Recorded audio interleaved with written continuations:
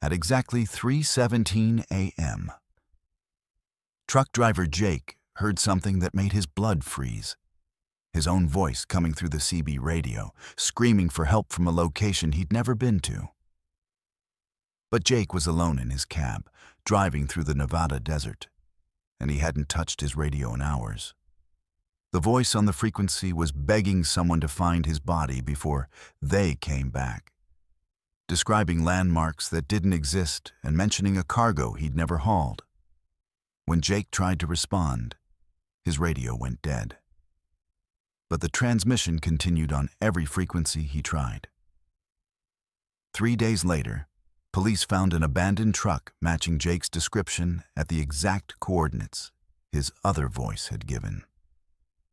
But Jake was still driving, still alive, still hearing his own desperate pleas echoing through the static every night at 3:17 a.m.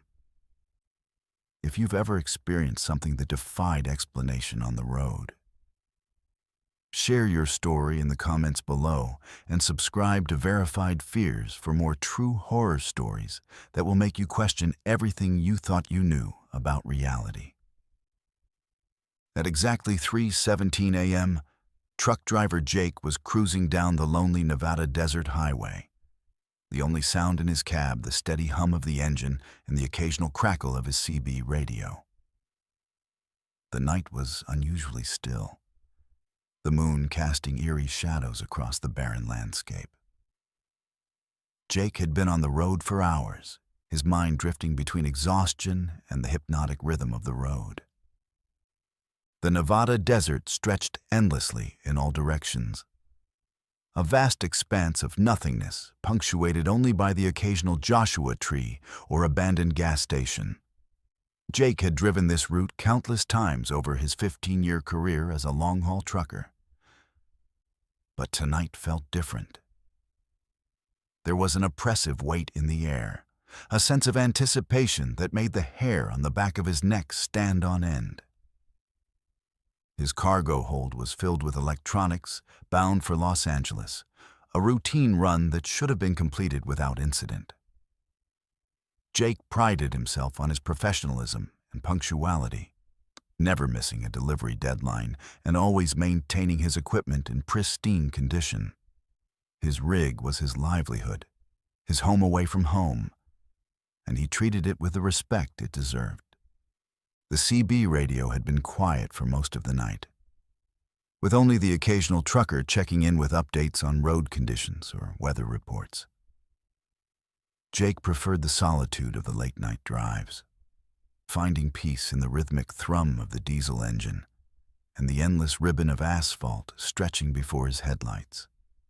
Suddenly, the static on his CB radio shifted, and a voice broke through the silence.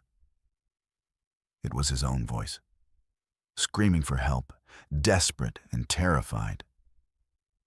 Jake's heart pounded as he fumbled with the radio, trying to respond, but the voice continued, describing landmarks he had never seen and a cargo he had never hauled. "Mayday, mayday. This is Jake Morrison on eastbound I-80, mile marker 247. My truck's been hijacked and I'm trapped in the sleeper compartment. They've got some kind of chemical cargo that's leaking. I can smell it burning my lungs. Please, somebody help me before they come back." Jake's hands trembled as he reached for the microphone. Mile marker 247 was still 50 miles ahead of his current position, and he was hauling electronics, not chemicals. The voice was unmistakably his own. The same slight rasp from years of smoking, the same Midwest accent he'd never been able to shake despite living in Nevada for over a decade. "This is Jake Morrison." He spoke into the microphone, his voice shaking. "I'm hearing my own transmission, but I'm not in distress. Repeat, I am not in distress." The radio crackled with static, but his other voice continued as if he hadn't spoken at all. "The men who took my truck, they're not human. I saw their faces when they thought I was unconscious. Their eyes were black, completely black, and their skin looked like it was melting, They keep talking about a harvest, about collecting something from the cargo. God help me, I think they're coming back. Jake pulled over to the shoulder, his entire body shaking. He checked his mirrors, scanning the empty desert for any sign of another vehicle. Nothing. The highway stretched empty in both directions, illuminated only by his truck's running lights and the pale moonlight. Confused and scared, Jake tried to shake off the feeling, telling himself it was a prank or some kind of interference. But the voice persisted, begging someone to find his body before they came back. The details were impossibly specific. Descriptions of a rest stop with a broken neon sign shaped like a cactus, a water tower painted with faded advertisements for a long-defunct motor oil company, and a mile marker that had been vandalized with strange symbols. "Listen to me, whoever's out there," his other voice pleaded through the static. "Don't trust the dispatcher. Olivia's been replaced. The real Olivia had a scar on her left hand from a childhood accident. This one doesn't. They're infiltrating the trucking companies, using our routes for something terrible. The cargo manifests are all lies. We're not hauling what we think we're hauling." Jake's blood ran cold. Olivia was indeed his dispatcher, and she did have a scar on her left hand from a childhood accident involving a broken bottle. He'd noticed it during his last visit to the depot. But how could his other voice know such intimate details about people in his life? The transmission cut out abruptly, leaving Jake in a suffocating silence. He sat in his cab for nearly an hour, waiting for the voice to return, but heard only the normal chatter of other truckers discussing weather conditions and fuel prices. None of them seemed to have heard the distressing transmission that had shaken Jake to his core. Eventually, Jake forced himself to continue driving, but sleep was impossible. Every shadow seemed to hide potential threats. Every oncoming vehicle could be the mysterious hijackers his other voice had described. He drove through the night in a state of hypervigilance, constantly checking his mirrors and scanning the horizon for any sign of danger. Over the next few days, Jake's life spiraled into a nightmare. He contacted the Nevada State Police to report the strange transmission, but they found no record of any distress calls or missing truckers matching his description.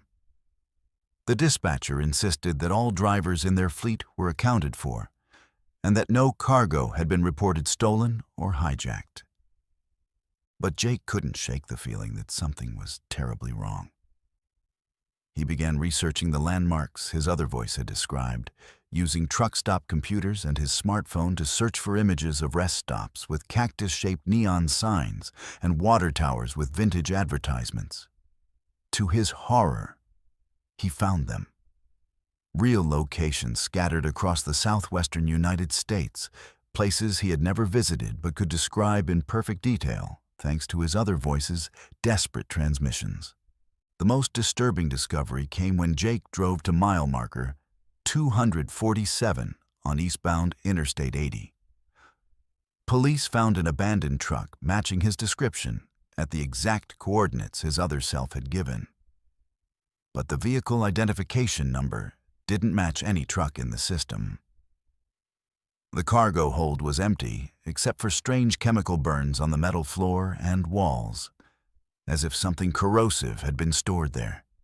Yet Jake was still alive, still driving, still haunted by the voice that echoed through the static every night at 3:17 a.m.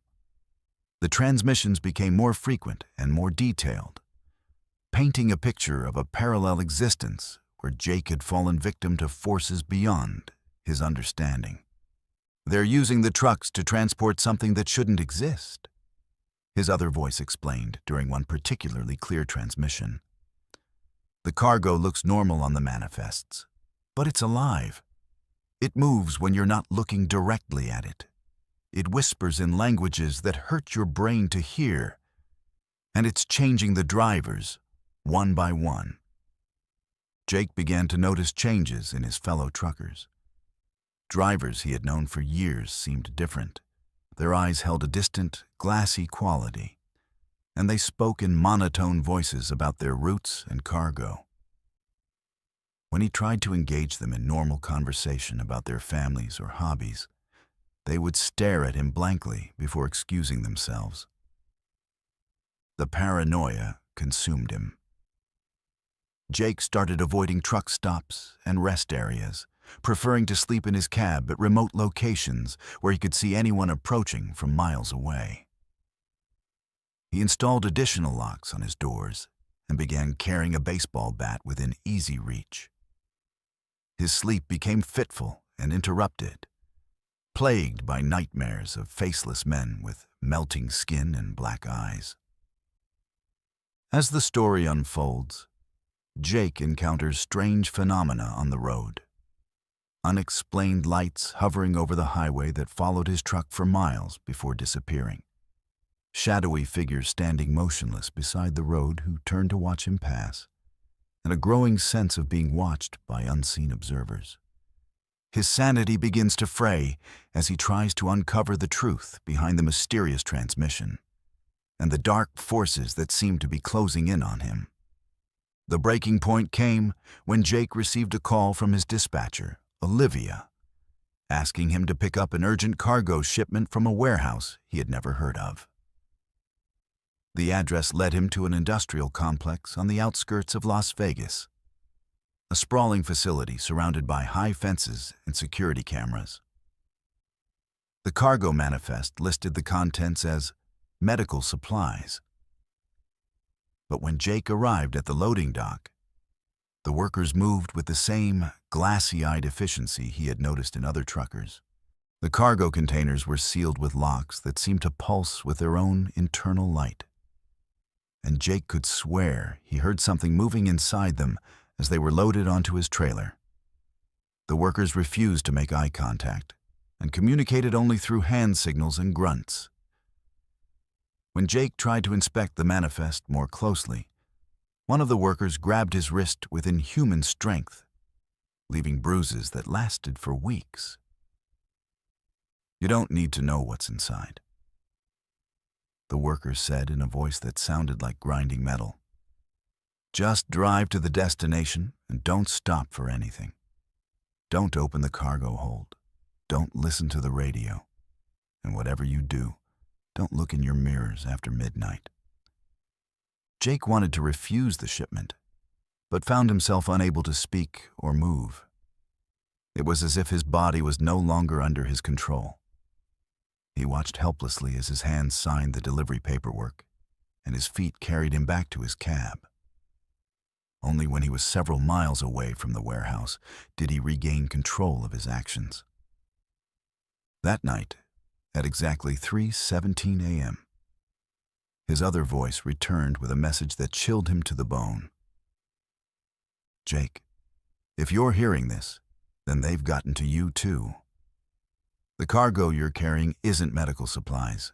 It's eggs, thousands of them, and they're about to hatch. You have maybe 6 hours before they break out of their containers and start looking for hosts. You need to get that truck as far away from populated areas as possible and find a way to destroy it before it's too late." Jake pulled over and ran to the back of his trailer, his hands shaking as he fumbled with the lock. The containers were warm to the touch and seemed to pulse with a rhythmic heartbeat. Through the metal walls, he could hear a wet, sliding sound, like something large moving through thick liquid. "Don't open them," his other voice screamed through the radio. "If you open them now, they'll imprint on you. You'll become their first host, and they'll use your body to spread to others. Drive to the coordinates I'm about to give you. There's an old mining pit filled with acid runoff. It's the only thing that can destroy them." The coordinates led Jake deep into the Nevada desert, to an abandoned copper mine that had been closed for decades due to environmental contamination. The pit was filled with a toxic soup of chemicals that glowed with an eerie green phosphorescence in the moonlight. Jake backed his trailer to the edge of the pit and began the process of unhitching it, his hands working frantically as strange sounds emanated from the cargo containers. Just as he released the final coupling, the containers burst open with a sound like breaking glass. What emerged defied description. Writhing masses of translucent flesh covered in rows of needle-sharp teeth, moving with a fluid grace that suggested intelligence far beyond anything terrestrial. They immediately began searching for Jake, their movements becoming more coordinated as they communicated through subsonic vibrations that made his bones ache. Jake dove into his cab and gunned the engine, watching in his mirrors as the trailer and its horrible cargo tumbled into the acid pit. The creature's death screams were audible even over the roar of his diesel engine, a sound like 1,000 voices crying out in unison. The pit bubbled and hissed as the acid consumed the alien spawn, sending up clouds of toxic vapor that glowed against the night sky. But Jake's relief was short-lived. As he drove away from the mining pit, his radio crackled to life once more. "You did well, Jake," his other voice said. But now it sounded different, colder, more mechanical. But that was just the first shipment. There are dozens more trucks out there carrying the same cargo to cities across the country. And now that you've proven yourself capable of handling the truth, you're going to help us stop them. The story delves into themes of identity, fate, and the thin veil between reality and nightmare, culminating in Jake's realization that he may not be the original Jake Morrison at all, but rather a copy created by the same forces that had replaced his dispatcher and fellow truckers. The midnight radio transmissions weren't coming from another version of himself, but from the real Jake Morrison, trapped in a parallel dimension and desperately trying to warn his replacement about the invasion taking place in their reality. As dawn broke over the Nevada desert, Jake Morrison, or the thing that believed itself to be Jake Morrison, continued driving toward his next destination, carrying orders that had been programmed into his synthetic memories. Behind him, the acid pit continued to bubble and smoke. But something had survived the chemical bath. Something that was already beginning to regenerate, to adapt, to evolve. The real Jake Morrison's voice continued to echo through the static, growing fainter with each transmission, as the barriers between dimensions slowly crumbled, and the harvest began in earnest.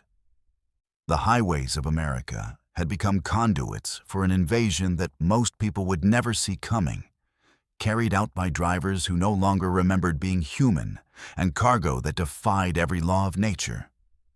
If you've ever felt the road whisper secrets in the dead of night, if you've ever heard your own voice calling for help from places you've never been, then you know that some transmissions are more than just radio interference.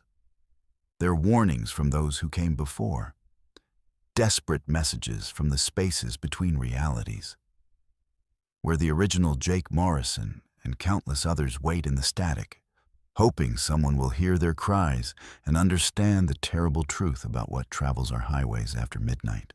Let's move to our second story. The sun had already disappeared behind the rolling hills of Tennessee when James pulled his 18-wheeler into the gravel lot of the Mountain View rest area. After 14 hours of driving through winding mountain roads, his body ached and his eyes burned from the strain of navigating the treacherous curves that snaked through the Appalachian foothills. The rest area was one of those forgotten places that seemed frozen in time, with weathered picnic tables, rusted trash cans, and a single flickering street light that cast long shadows across the cracked asphalt. James had been hauling freight for nearly 2 decades, and he prided himself on knowing every truck stop, rest area, and safe haven between Atlanta and Pittsburgh. This particular stop wasn't on any official maps or trucking guides. but veteran drivers whispered about it in CB radio conversations. A place where you could park for the night without being hassled by state troopers or lot lizards looking to make a quick buck. It was isolated enough to guarantee peace and quiet, nestled between two steep ridges that blocked out most of the noise from the interstate below. The October air carried the crisp bite of autumn, and James could smell wood smoke drifting down from the scattered cabins that dotted the mountainside. He'd always found something comforting about these remote Appalachian communities, where people still lived by the old ways and minded their own business.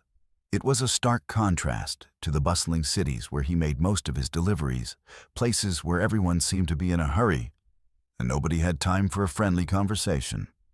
As James performed his routine post-drive inspection, checking tire pressure and securing his load of construction materials bound for a job site in West Virginia, he noticed another vehicle in the lot.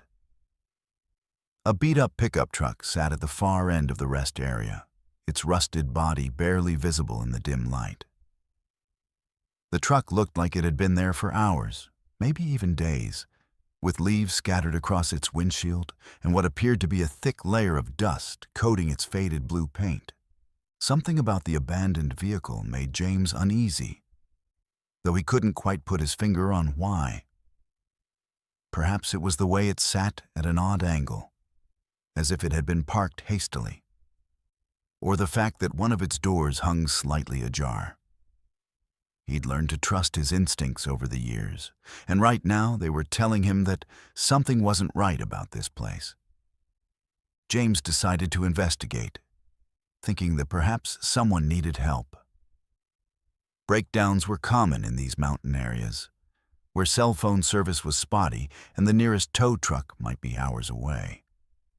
He'd helped stranded motorists countless times over the years, and it was an unwritten code among truckers to lend assistance when possible. The trucking community was like a brotherhood, bound together by the shared experiences of life on the road and the understanding that today's good deed might be tomorrow's lifeline. As he approached the pickup truck, James called out, "Hello? Anyone need help?"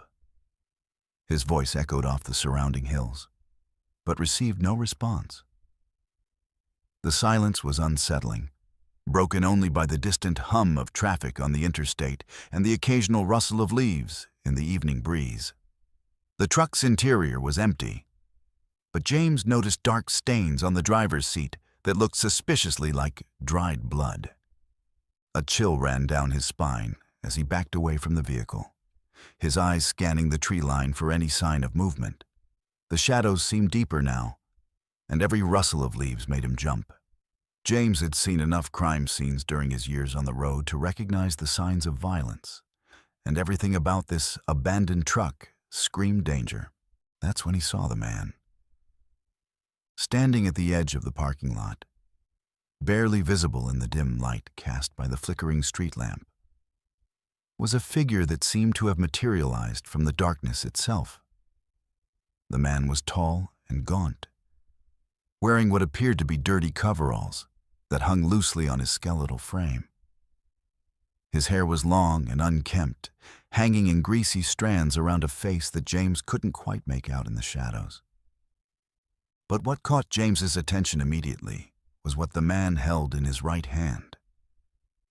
A large pipe wrench, easily 2 feet long, that gleamed dully in the pale light. The tool looked heavy and well used, with dark stains along its metal surface that James didn't want to think about too closely. The man wasn't moving, just standing there like a scarecrow. But his eyes, even from this distance, James could feel them boring into him with an intensity that made his skin crawl. There was something fundamentally wrong about the way the figure stood. Too still, too patient, like a predator waiting for the perfect moment to strike. James's first instinct was to offer help, thinking perhaps the man was the owner of the abandoned truck and needed assistance. "Hey there," he called out, trying to keep his voice steady and friendly. You having car trouble? I might be able to help." The man didn't respond, didn't even acknowledge that James had spoken. He just continued to stare with those cold, dead eyes that seemed to reflect the streetlight like an animal's. The silence stretched on for what felt like an eternity, broken only by the sound of James's own heartbeat thundering in his ears. Something deep in James's gut told him to get back to his truck immediately. This wasn't a stranded motorist in need of assistance.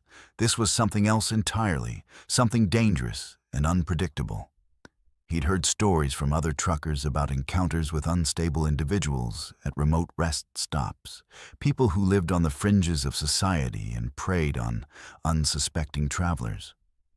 "Okay, well, if you don't need help, I'll just be heading back to my truck," James said, taking a slow step backward while keeping his eyes on the motionless figure.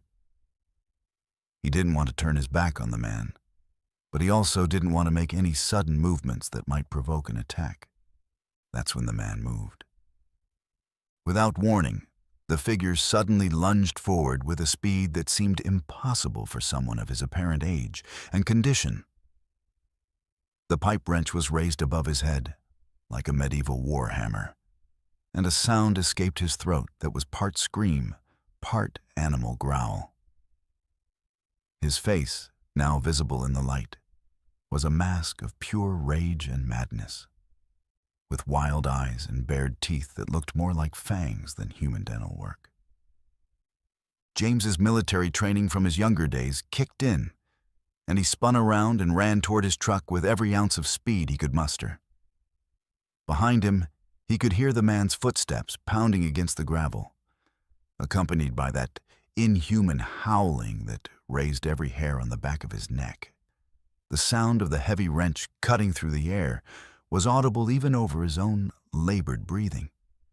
The distance to his truck seemed to stretch on forever, like something out of a nightmare where you run and run, but never seem to get any closer to safety. James could feel the man gaining on him, could almost feel the cold metal of the wrench whistling past his head. His lungs burned and his legs felt like lead, but the adrenaline coursing through his system kept him moving. Just as James reached his cab and grabbed the door handle, he felt something brush against his back, the wrench missing him by mere inches and striking the side of his truck with a resounding clang that echoed through the mountains. The impact left a significant dent in the metal paneling, a testament to the incredible force behind the blow. James threw himself into the driver's seat and slammed the door shut, his hands shaking as he fumbled for the lock. Through the window, he could see the man standing just outside, still holding the wrench and staring at him with those terrible eyes.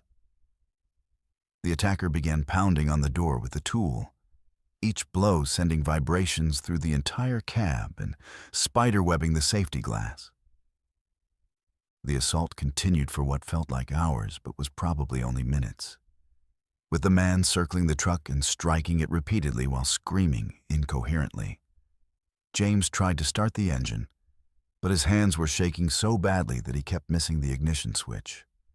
The sound of metal on metal was deafening, and James was certain that the man would eventually break through one of the windows and drag him out into the darkness. Finally, James managed to get the engine started and threw the transmission into gear. As the truck lurched forward, he saw the man in his rearview mirror, still standing in the parking lot and watching him leave. Even as the distance increased, James could see that terrible figure silhouetted against the streetlight, motionless once again, but somehow even more menacing in his stillness. James drove non-stop for 50 miles, his heart pounding and his hands gripping the steering wheel so tightly that his knuckles turned white.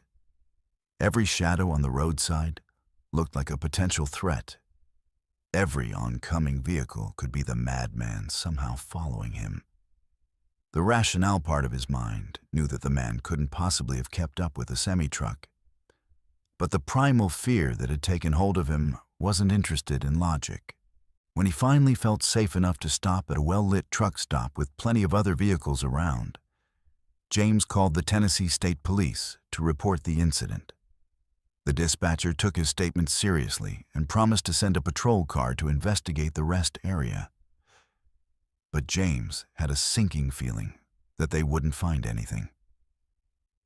"Sir, can you describe the individual who attacked you?" the dispatcher asked. James tried to put into words what he had seen.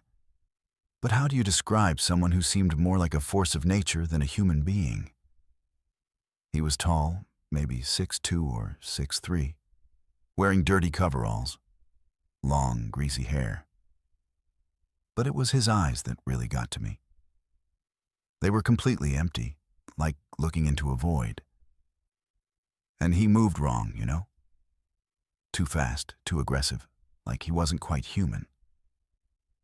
The dispatcher assured James that they would investigate thoroughly and advised him to seek medical attention if he felt he needed it. But James knew that no doctor could treat what was really wrong with him. The knowledge that there were people out there who existed outside the normal boundaries of human behavior, predators who lurked in the shadows waiting for unsuspecting victims. 3 hours later, the state police called James back with an update that chilled him to the bone. They had found the rest area exactly as he had described it, complete with the abandoned pickup truck and the dents in the gravel where the struggle had taken place, but there was no sign of the man with the wrench.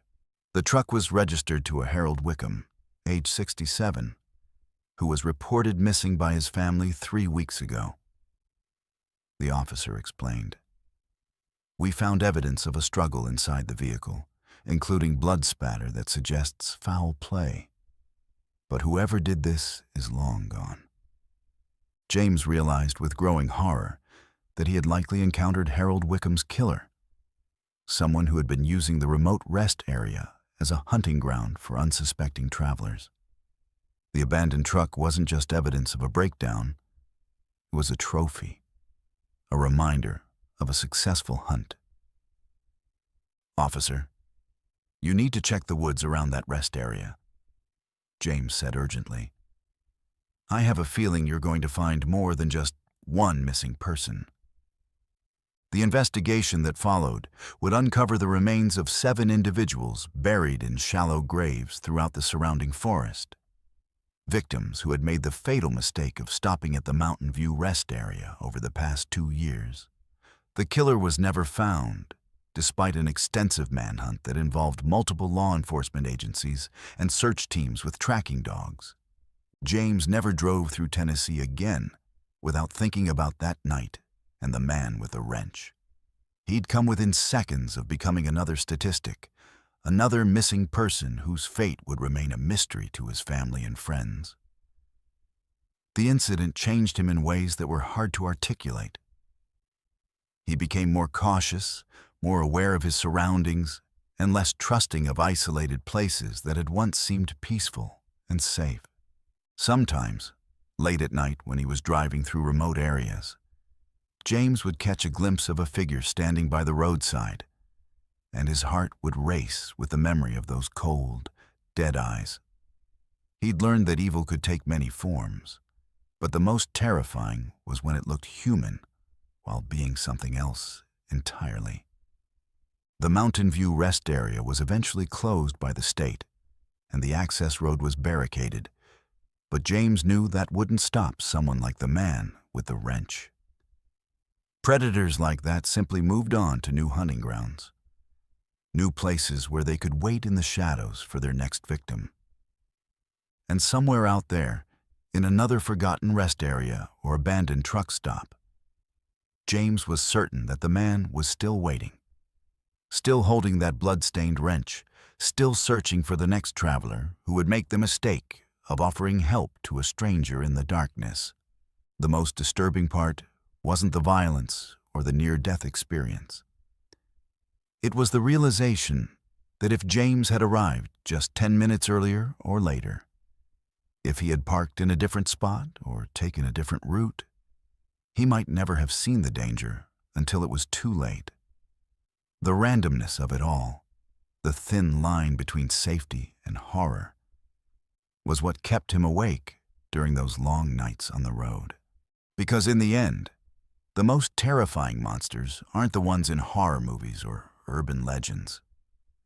They're the ones that look like ordinary people until the moment they reveal their true nature. And by then, it's usually too late to run. Let's move to our third story.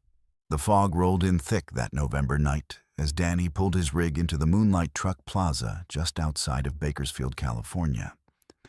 He'd been driving for 16 straight hours, hauling a load of agricultural equipment from Phoenix to Sacramento, and his eyelids felt like sandpaper against his eyes. The truck stop was one of those 24-hour operations that catered to the endless stream of long-haul drivers who kept America's supply chains moving, complete with diesel pumps, a diner that served coffee strong enough to wake the dead, and a small convenience store stocked with energy drinks and questionable hot dogs. Danny had been trucking for 12 years, ever since his discharge from the Army, and he'd developed a sixth sense about people and places that didn't feel right. Tonight, that sense was screaming at him. But exhaustion overruled caution. Federal regulations mandated rest periods, and he was already pushing the legal limits of his driving time. One more violation would cost him his commercial license, and at 43 years old with 2 kids in college, he couldn't afford to lose his livelihood. The truck plaza was busier than usual for a Tuesday night, with at least a dozen big rigs scattered across the parking lot like sleeping giants. Danny found a spot near the back, away from the main building but close enough to the security lights to feel relatively safe. He'd learned over the years that the best parking spots were the ones that offered multiple escape routes while maintaining good visibility of the surrounding area. As he shut down his engine and began his post-trip inspection, Danny noticed 2 figures standing near the edge of the parking lot, partially hidden in the shadows cast by a broken streetlight. At first glance, they appeared to be having a conversation, but something about their body language struck him as odd. They stood too close together, their movements too synchronized, like dancers performing a choreographed routine. The first figure was a man in his 60s, wearing a stained mechanic's jumpsuit that had seen better days. His gray hair was slicked back with what looked like motor oil. And even from a distance, Danny could see the man's hands moving in strange, repetitive gestures. The second figure was harder to make out. Shorter, wearing what appeared to be a long coat or dress that hung loosely on a skeletal frame. Danny tried to ignore them, focusing instead on checking his trailer connections and securing his load. But as he worked, he became increasingly aware that the 2 figures were watching him. Every time he glanced in their direction, they seemed to have moved slightly closer, though he never actually saw them walking. It was like they were drifting across the asphalt, defying the normal laws of movement and physics.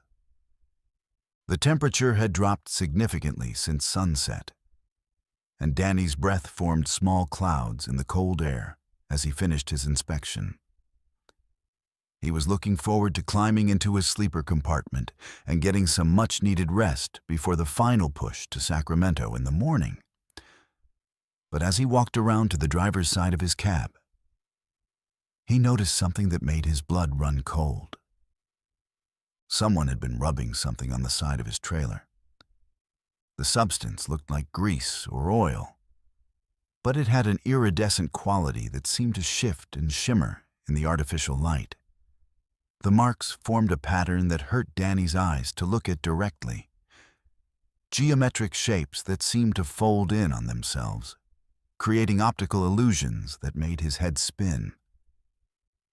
The smell was indescribable, like rotting meat mixed with ozone, and something else that reminded him of his grandmother's basement after it flooded. "Hey!" Danny hollered at the 2 figures, his voice echoing across the parking lot. "What the hell are you doing to my truck?" The man in the jumpsuit looked up and smiled, revealing teeth that were far too white and far too sharp for any human mouth. Without breaking eye contact, he began walking toward Danny with a gait that was somehow both casual and predatory. His companion followed, and as she moved into the light, Danny saw that what he had mistaken for a coat was actually her skin, pale, translucent flesh that hung in loose folds around her emaciated frame. Danny backed toward his cab, his hand instinctively moving to the pistol he kept in his door panel. He'd never had to draw his weapon in all his years on the road, but he'd always known this day might come. The trucking life exposed you to all kinds of people, and not all of them had good intentions. "Now hold on there, friend," the man called out, his voice carrying an accent that Danny couldn't place. "We're just trying to help you out. Your rig's got some bad energy around it, and we're trying to cleanse it for you."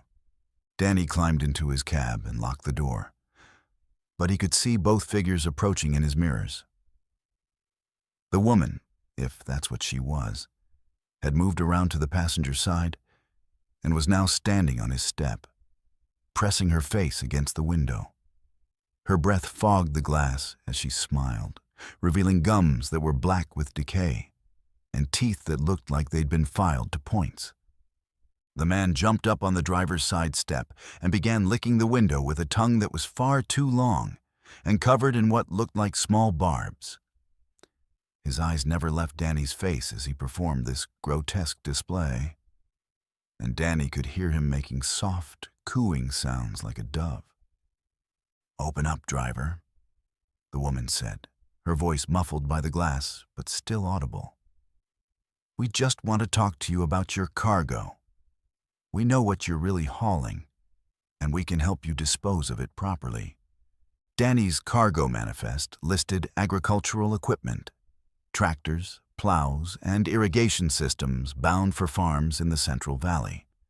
But as the woman spoke, he began to remember strange details about the loading process that he dismissed at the time. The warehouse workers had been unusually secretive, covering the equipment with tarps and refusing to let him inspect the load. The paperwork had been rushed, and the shipping company had paid him in cash rather than the usual electronic transfer. The truck began to rock as both figures started pounding on the windows with increasing intensity. The woman was using her fists, leaving bloody smears on the glass, while the man had produced what looked like a crowbar from somewhere in his jumpsuit. The sound of metal on glass was deafening in the confined space of the cab, and Danny was certain that they would break through at any moment. "Let us in," the man screamed, his voice rising to an inhuman pitch. "We know you can hear them calling. The cargo is alive, and it wants to come home." As if summoned by his words, Danny began to hear sounds coming from his trailer, scratching, scraping noises like fingernails on metal, accompanied by what sounded like whispered conversations in a language he didn't recognize. The trailer began to sway slightly, as if something large was moving around inside it. Danny fumbled for his keys, his hands shaking so badly that he could barely grip them. The engine turned over on the third try, and he threw the transmission into gear without bothering to warm up the diesel. As the truck lurched forward, he saw the man lose his grip and fall to the asphalt. But the woman managed to hold on, her fingers somehow finding purchase on the smooth metal of the door frame. She rode alongside the cab for nearly a quarter mile, her face pressed against the passenger window and her mouth moving in what looked like a silent chant. Her eyes had turned completely black, and Danny could see his own reflection multiplied dozens of times in their dark depths. Finally, she let go and tumbled into the darkness behind him. But her laughter followed the truck for miles down the highway. Danny drove without stopping until he reached Sacramento, his heart pounding and his shirt soaked with sweat despite the cold night air. When he finally arrived at the delivery site, he was shocked to discover that his trailer was empty. The agricultural equipment that had been loaded in Phoenix was gone, leaving only strange burn marks on the trailer floor and the lingering smell of ozone and decay. The shipping company claimed no knowledge of the missing cargo, and the insurance investigation turned up nothing. The warehouse in Phoenix had been abandoned for months, according to local authorities, and the paperwork Danny had signed bore the names of people who didn't exist. He was left with an empty trailer, a damaged truck, and memories that no one would believe. But the most disturbing part came weeks later, when Danny was watching the evening news and saw a report about a series of disappearances in small farming communities throughout the Central Valley. Entire families had vanished overnight, leaving behind only empty houses and fields that had been stripped bare of all vegetation.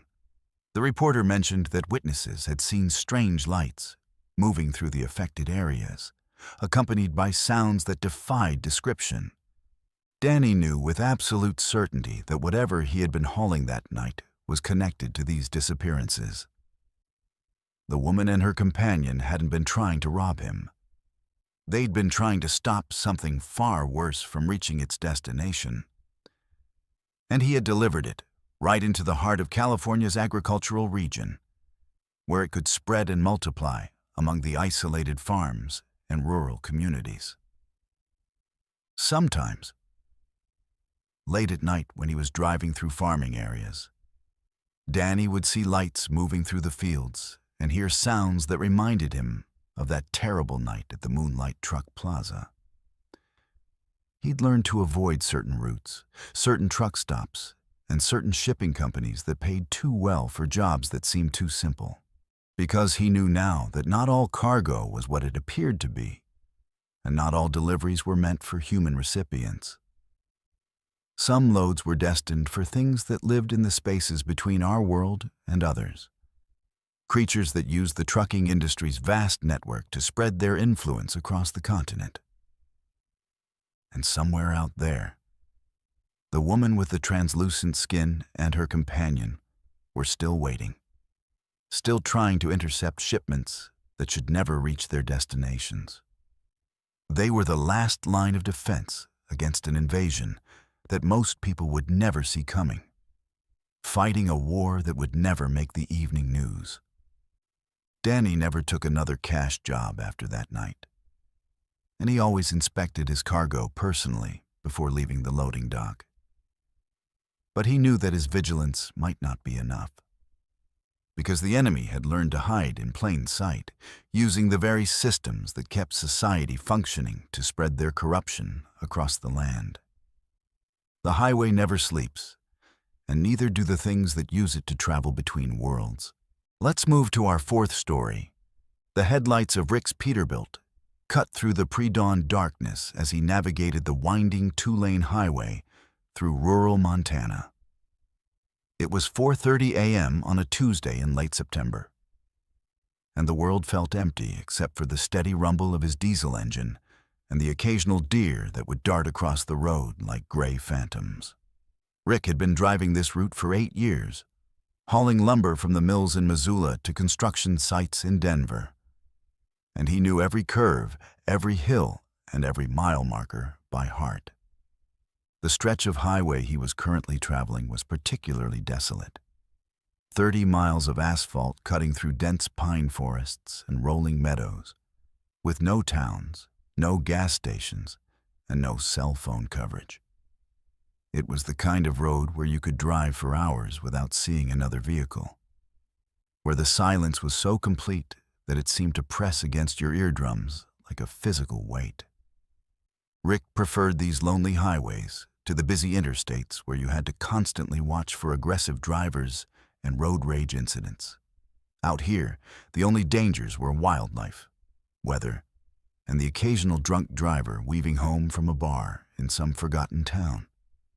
He'd learned to appreciate the solitude, using the quiet hours to think about his life, his family, and his plans for retirement in a few years. But tonight felt different somehow. there was a tension in the air that Rick couldn't quite identify, a sense of anticipation that made the hair on his arms stand up. The forest seemed darker than usual, the shadows between the trees deeper and more impenetrable. Even the wildlife was behaving strangely. He'd seen several deer standing motionless beside the road, their eyes reflecting his headlights, but their bodies frozen in unnatural poses. Rick was about 15 miles from the nearest town when he saw something in the road ahead that made him ease off the accelerator and lean forward in his seat. At first, he thought it might be another deer, but as his headlights illuminated the object more clearly, he realized it was something far more disturbing. There, sprawled across both lanes of the highway, was what appeared to be a human body. Rick's military training from his younger days kicked in, and he began scanning the area for potential threats while simultaneously slowing his rig. Ambushes were rare on American highways, but not unheard of, and the isolated location made this situation particularly dangerous. He reached for his CB radio to call for help, but remembered that he was in a dead zone where no signals could get through. As he got closer, Rick could see that the figure was lying face down in an unnatural position, arms and legs splayed at odd angles that suggested either severe injury or death. The person appeared to be wearing dark clothing, possibly jeans and a jacket, but it was difficult to make out details in the harsh glare of his headlights. Rick brought his truck to a complete stop about 50 feet from the body, leaving his engine running and his headlights trained on the scene. He grabbed his flashlight and his pistol from the door panel, then stepped out of the cab to investigate. The night air was cold and still, carrying the scent of pine needles and something else. A metallic smell that reminded him of blood. "Hello?" Rick called out as he approached the figure. "Are you okay? Do you need help?" There was no response, no movement, no sign of life. Rick moved closer, his flashlight beam dancing across the asphalt as he tried to get a better look at what he was dealing with. The closer he got, the more wrong everything seemed. The body was positioned too perfectly, too deliberately, as if someone had carefully arranged it for maximum visual impact. The limbs were spread in a pattern that almost looked ritualistic, and there were no skid marks on the road to suggest a vehicle accident. Most disturbing of all, Rick couldn't see any blood, despite the fact that the person appeared to have suffered massive trauma. When Rick was about 10 feet away, he stopped and played his flashlight beam over the entire scene, trying to process what he was seeing. The figure was definitely human, but something about the proportions seemed off. The torso was too long, the limbs too thin, and the head was positioned at an angle that should have been impossible for a living person. That's when he noticed the smell. It wasn't blood after all, but something far worse, the sickly, sweet odor of advanced decomposition mixed with chemicals that burned his nostrils and made his eyes water. The body had been there for days, maybe weeks, but somehow it looked fresh, as if death had occurred only hours ago. Rick backed away from the scene, his instincts screaming that this was a trap of some kind. He'd heard stories from other truckers about bodies being used as bait to stop vehicles, allowing criminals to rob or carjack unsuspecting drivers. But this felt different, more calculated, more sinister than a simple highway robbery. As he retreated toward his truck, Rick heard a sound that made his blood freeze. A wet, sliding noise like something large moving across the asphalt. He spun around, his flashlight beam sweeping across the road. But the body was exactly where he'd left it. The sound came again, closer this time, accompanied by what sounded like labored breathing. Rick ran back to his cab and climbed inside, locking the doors and grabbing his CB radio. Even though he knew he was in a dead zone, he tried calling for help anyway, broadcasting on the emergency channel and hoping that someone, somewhere, might pick up his signal. Mayday, Mayday. This is eastbound on Highway 200 mile marker 47. I've got a possible fatality in the roadway and I need immediate assistance. There's something wrong here. Something really wrong. The radio crackled with static, but no response came through. Rick was completely alone with whatever was happening outside his truck. He looked back at the body and saw something that made him question his sanity. The figure was moving, not like a living person trying to get up, but like something being dragged or manipulated by an unseen force. The limbs twitched and jerked in unnatural ways, and the head began to turn slowly toward his truck. When the face came into view, Rick saw that it wasn't human at all. The features were wrong, too sharp, too angular, with eyes that reflected his headlights like an animal's.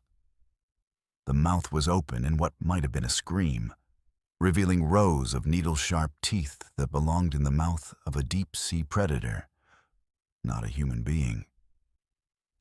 The skin had a waxy, artificial quality, as if it were a mask or prosthetic designed to fool observers from a distance. The thing that had been masquerading as a human corpse began to move with increasing coordination, first pushing itself up on its arms, then rising to its feet with a fluid grace that defied the laws of anatomy. It stood nearly 7 feet tall, its limbs elongated and twisted, its head cocked at an impossible angle as it studied Rick's truck with those terrible, glowing eyes. Rick threw his transmission into gear and floored the accelerator, his truck lurching forward as the diesel engine roared to life. In his mirrors, he could see the creature watching him leave, standing motionless in the middle of the highway like a scarecrow. But as the distance increased, Rick realized with growing horror that the thing was following him. It didn't run or walk. It simply appeared closer to his truck with each glance in the mirror, covering impossible distances in the blink of an eye. The creature moved with a stuttering, stop-motion quality, like frames missing from an old film reel. One moment, it would be a quarter-mile behind him. The next, it would be only a few hundred yards away, gaining ground despite the fact that Rick was doing 70 miles per hour.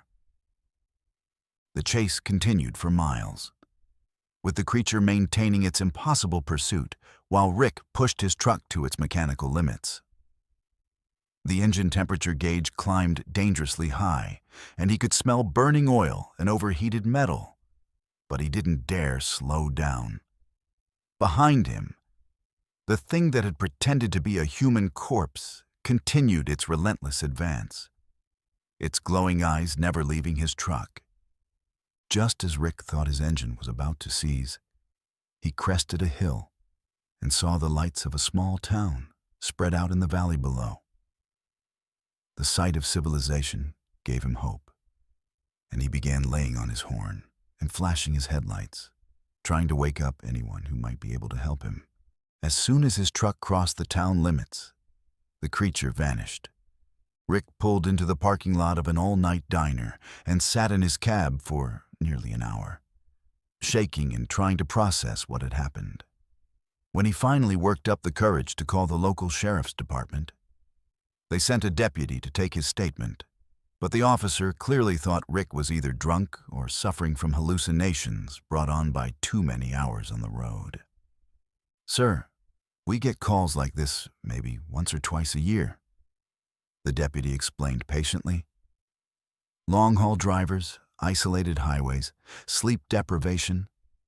It's a perfect recipe for seeing things that aren't there.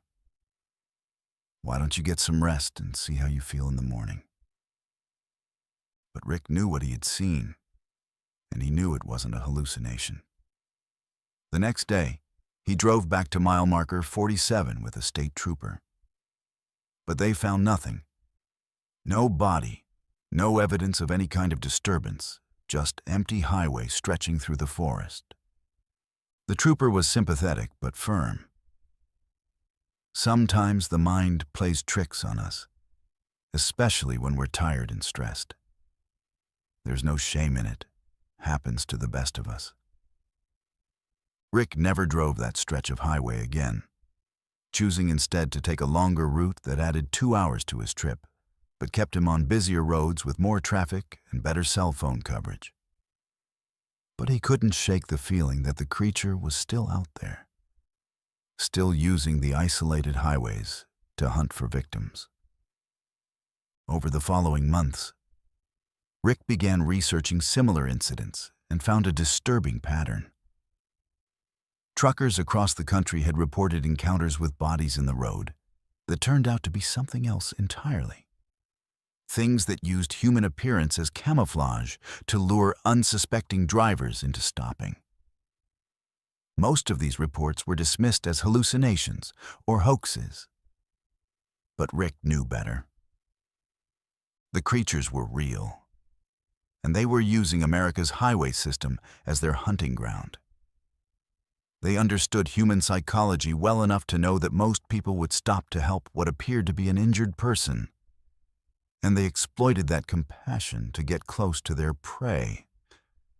Rick started carrying more weapons in his truck and installed additional lighting and communication equipment.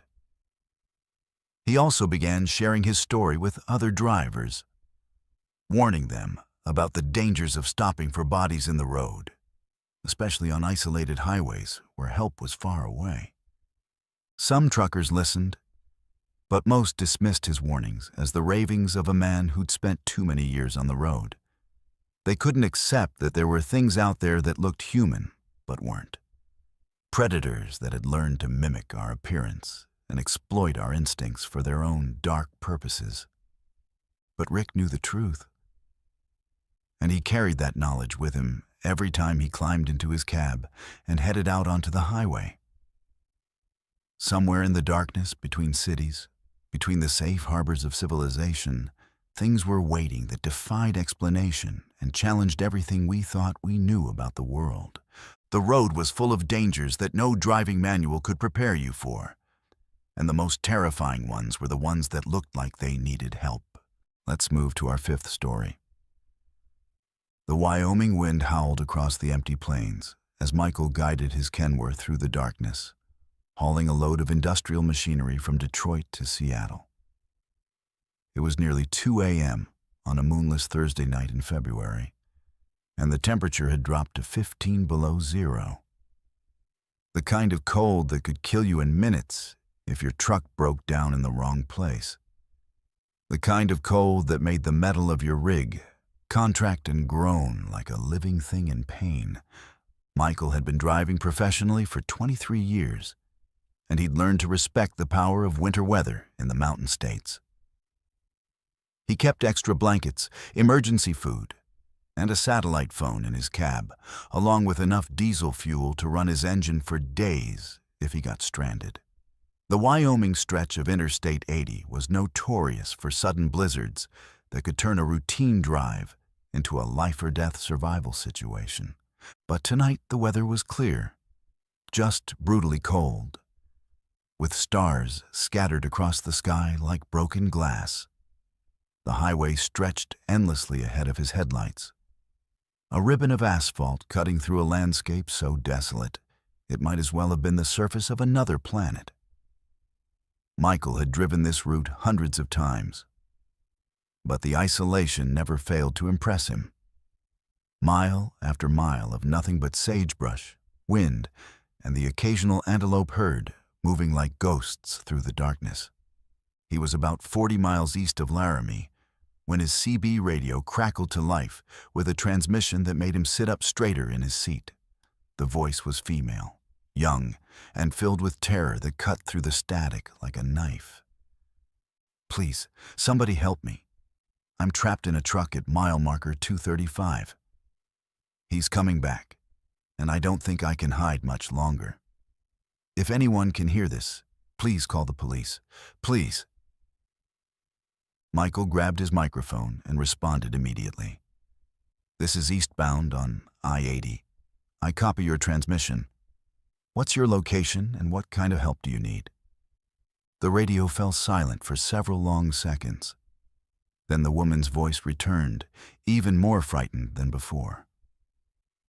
"I don't know exactly where I am. I was hitchhiking and this trucker picked me up. But something's wrong with him. He's not normal. I managed to lock myself in the sleeper compartment, but he knows I'm in here." Michael checked his GPS and saw the mile marker 235 was still 15 miles ahead of his current position. He pressed the accelerator, pushing his truck faster than was safe on the icy highway, while trying to maintain radio contact with the terrified woman. "What's your name, miss?" "I'm Michael, and I'm heading your way right now. Can you describe the truck you're in?" "My name is Sarah," the voice replied, barely audible through the static. "It's a blue Peterbilt with flames painted on the sides. The driver said his name was Carl, but when I looked at his logbook, it had a different name. And his eyes... God. His eyes were completely black. No whites, no pupils, just black." Michael felt a chill that had nothing to do with the Wyoming winter. He'd heard stories from other truckers about drivers who weren't quite right, people who used the anonymity of the highway to prey on vulnerable hitchhikers and stranded motorists. But the detail about the black eyes was something new. Something that suggested this situation was far worse than a simple predator. "Sarah, I need you to stay calm and keep that door locked. I'm going to be there in about 10 minutes, and I'm calling the state police right now." Michael reached for his satellite phone and dialed 911, but the call wouldn't go through. The display showed no signal, which was impossible. Satellite phones were designed to work anywhere on Earth. He tried again with the same result, then switched to his CB radio to call for help from other truckers. "Breaker, this is eastbound I-80 at mile marker 220. I've got a female in distress at marker 235, requesting immediate assistance from any units in the area." The radio crackled with static, but no response came through. It was as if every communication device in his truck had suddenly stopped working, leaving him completely cut off from the outside world. Sarah's voice returned, more panicked than before. "He's back. He's trying to get into the sleeper. Oh God, he's not using the door handle. He's doing something to the metal. It's bending like it's made of clay." Michael could hear sounds in the background of Sarah's transmission. A low humming noise, like an electrical transformer, accompanied by what sounded like metal being twisted and reshaped. The sounds were unlike anything he'd ever heard, mechanical yet organic, as if the truck itself was being transformed by some impossible force. "Sarah, can you see anything? Is there a weapon in the sleeper you can use to defend yourself?" "There's a crowbar under the bunk, but I don't think it would help." "Michael, this thing isn't human. I can see its shadow through the curtain, and it's too tall, too thin. And the smell. It smells like burning copper and rotting meat." Michael crested a hill and saw lights ahead. A truck parked on the shoulder of the highway, with its hazard lights flashing. As he got closer, he could see that it matched Sarah's description. A blue Peterbilt with flame decals, sitting at an odd angle as if it had been abandoned in a hurry. But something was wrong with the truck's appearance.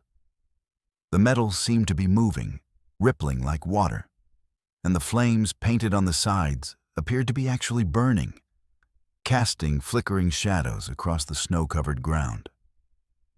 The trailer behind the cab was swaying back and forth, despite the fact that there was no wind strong enough to move a loaded semi-trailer. Michael pulled his truck to a stop about 100 yards away and grabbed his shotgun from behind his seat. He'd never had to use it in all his years on the road, but he'd always known this day might come.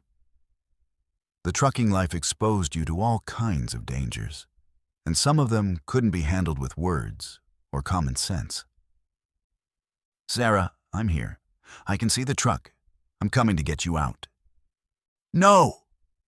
Sarah's voice screamed through the radio. "Don't come closer.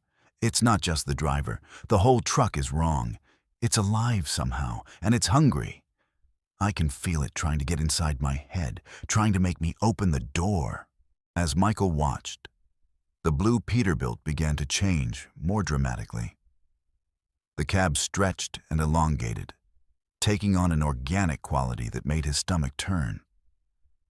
What had appeared to be chrome exhaust stacks were now writhing like tentacles, and the windshield had become a cluster of black eyes that reflected his headlights with malevolent intelligence.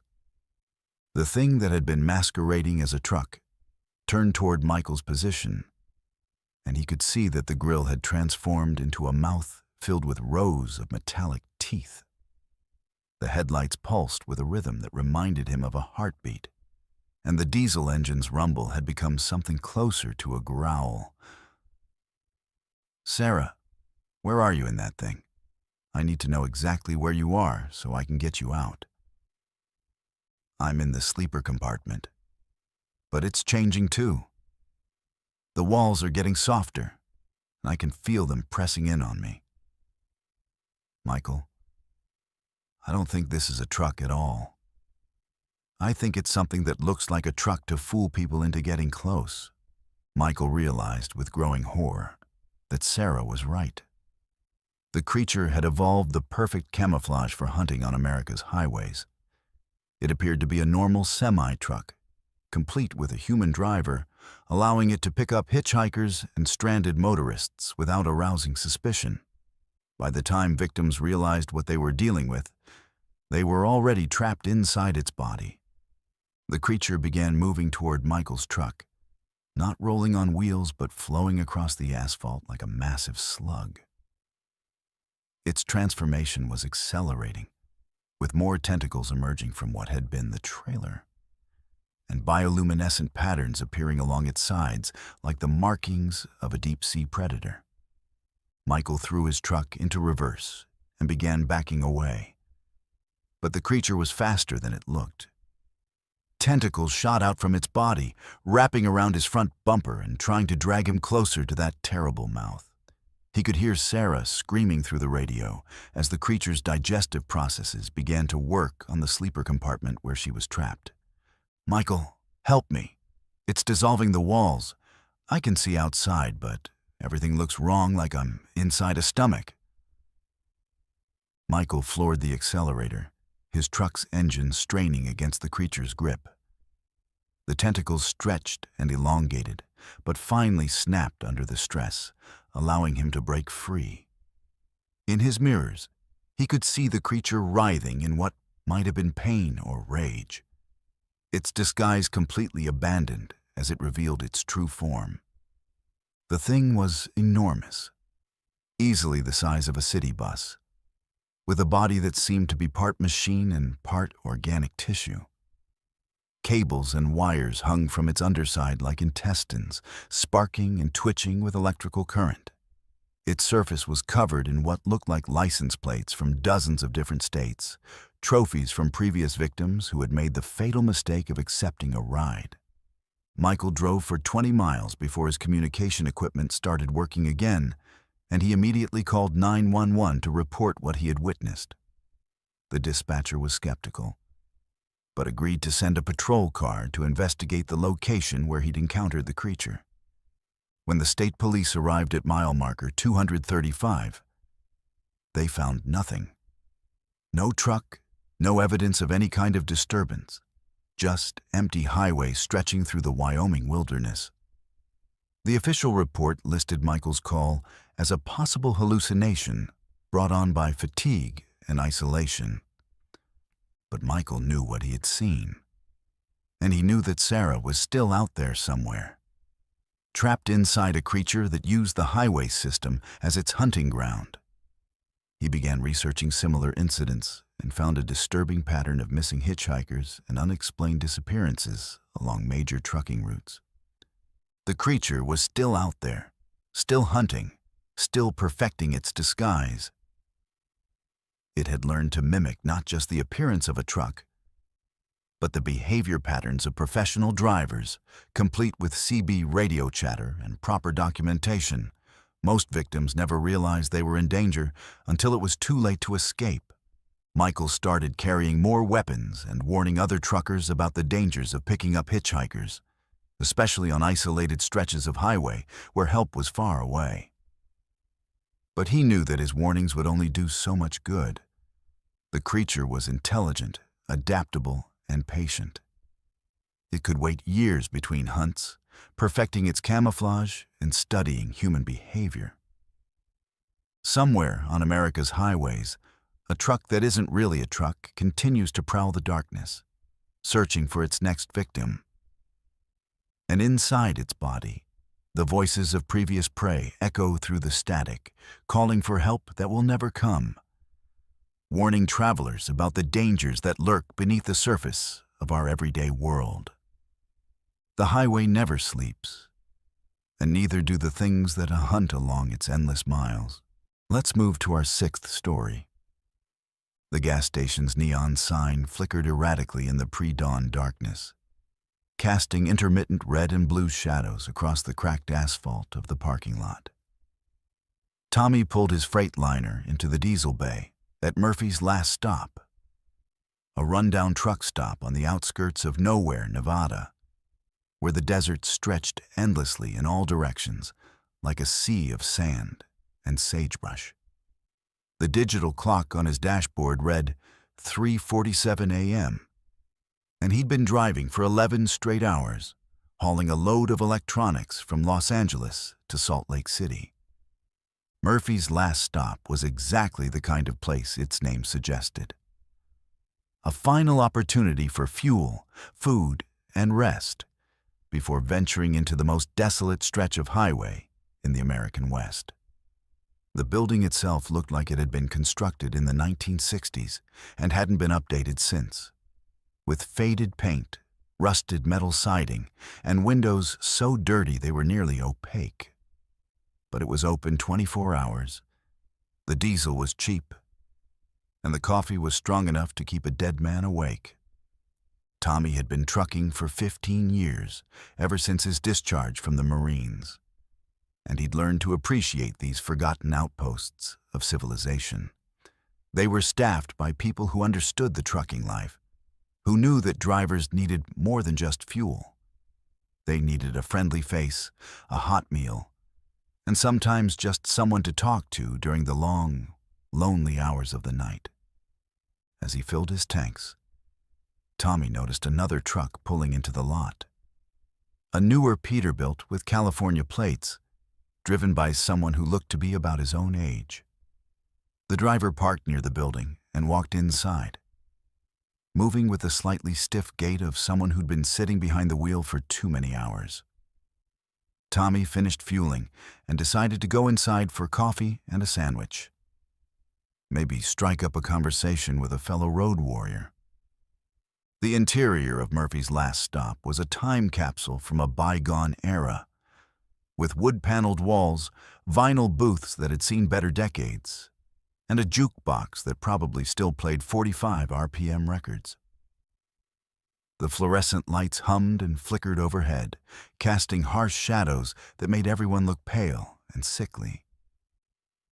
Behind the counter stood a middle-aged woman with graying hair and tired eyes, the kind of person who'd spent too many years working the night shift in places like this. The other trucker was standing at the coffee station, filling a large styrofoam cup with what looked like motor oil. Tommy approached and nodded in greeting, following the unwritten code of the road that said truckers should acknowledge each other, even if they were strangers. "Long night?" Tommy asked, reaching for his own cup. The other driver looked up and smiled, but something about his expression made Tommy's skin crawl. The man's eyes were too bright, too intense, and his smile revealed teeth that seemed too white and too sharp. When he spoke, his voice had a quality that reminded Tommy of fingernails on a chalkboard. "Every night's a long night out here," the man replied. "But I don't mind. I enjoy the solitude, the darkness. It gives me time to think about my work." There was something in the way he said work that made Tommy uncomfortable, as if the word carried implications that went far beyond simple freight hauling. The man extended his hand in greeting, and Tommy noticed that his fingers were unusually long and pale, with nails that looked more like claws. "Name's Carl," the stranger said. "Carl Wickham. I've been driving these roads for more years than I care to count." Tommy shook the offered hand and immediately regretted it. Carl's skin was ice cold, despite the warm interior of the truck stop, and his grip was uncomfortably strong. More disturbing was the texture. The man's palm felt rough and scaly, like the hide of some reptilian creature. "Tommy Morrison," he replied, pulling his hand back as quickly as politeness would allow. "I'm heading up to Salt Lake. You?" Carl's smile widened, revealing even more of those unnaturally sharp teeth. "Oh, I go wherever the road takes me. I'm not particular about destinations. It's the journey that matters, don't you think? The people you meet along the way." The conversation continued for several more minutes, but Tommy found himself growing increasingly uneasy. Carl spoke in riddles and half-statements, always seeming to imply more than he actually said. He mentioned having cargo that required special handling and talked about making deliveries to people who were very particular about their requirements. When Tommy asked what kind of freight Carl hauled, the man's eyes took on a predatory gleam. "Let's just say I transport things that most people wouldn't want to know about. Specialized items for specialized clients. The kind of work that pays very well if you have the stomach for it." Tommy excused himself and walked to the counter to pay for his coffee, but he could feel Carl's eyes following him across the room. The cashier, whose name tag identified her as Dolores, rang up his purchase with the mechanical efficiency of someone who'd performed the same task thousands of times. "You be careful out there, honey," Dolores said quietly, glancing toward Carl. "That one's been coming in here for months, always alone, always asking questions about other drivers. Something ain't right about him." Tommy nodded and headed for the door, but Carl intercepted him near the exit. "Hey, Tommy, I was thinking, we're both heading north and the road can get pretty lonely. Why don't we convoy for a while? Keep each other company on the CB." Every instinct Tommy possessed was screaming at him to refuse, but he didn't want to seem rude or paranoid. "Sure, I guess that would be okay. I'm on Channel 19. Carl's smile became even more unsettling. "Perfect. I'll be right behind you, watching your back. You never know what kind of dangers you might encounter out there in the dark." Tommy left the truck stop with a sense of dread that he couldn't shake. As he performed his pre-trip inspection, he noticed Carl watching him from across the parking lot, standing motionless beside his Peterbilt like a scarecrow. The man's truck looked normal enough from a distance, but there was something about it that seemed wrong. The proportions were slightly off, and the chrome seemed to gleam with an unnatural brightness in the artificial light. Tommy climbed into his cab and started his engine, eager to get back on the road and put some distance between himself and the strange trucker. But as he pulled out of the parking lot, He saw Carl's headlights appear in his mirrors, following at a distance that was close enough to be threatening but far enough away to seem coincidental. The CB radio crackled to life as Tommy merged onto the highway. "Hey there, Tommy boy. This is your new road buddy, Carl. Beautiful night for driving, isn't it? So peaceful, so quiet. Perfect for getting to know each other better." Tommy keyed his microphone reluctantly. "Yeah, it's a nice night. Good visibility, light traffic." "Oh, I love light traffic," Carl's voice replied, carrying an undertone that made Tommy's blood run cold. Fewer witnesses, fewer complications. Just two truckers alone on the highway, sharing stories and experiences. The conversation continued for the next hour, with Carl asking increasingly personal questions about Tommy's family, his home address, his usual routes and schedules. Tommy tried to keep his responses vague, but Carl was persistent, always probing for more details, more information that could be used for unknown purposes. "You know, Tommy, I've been thinking about expanding my business operations. I'm always looking for new partners, people who understand the value of discretion. The kind of work I do requires a special type of person. Someone who can keep secrets. Someone who won't ask too many questions about the cargo."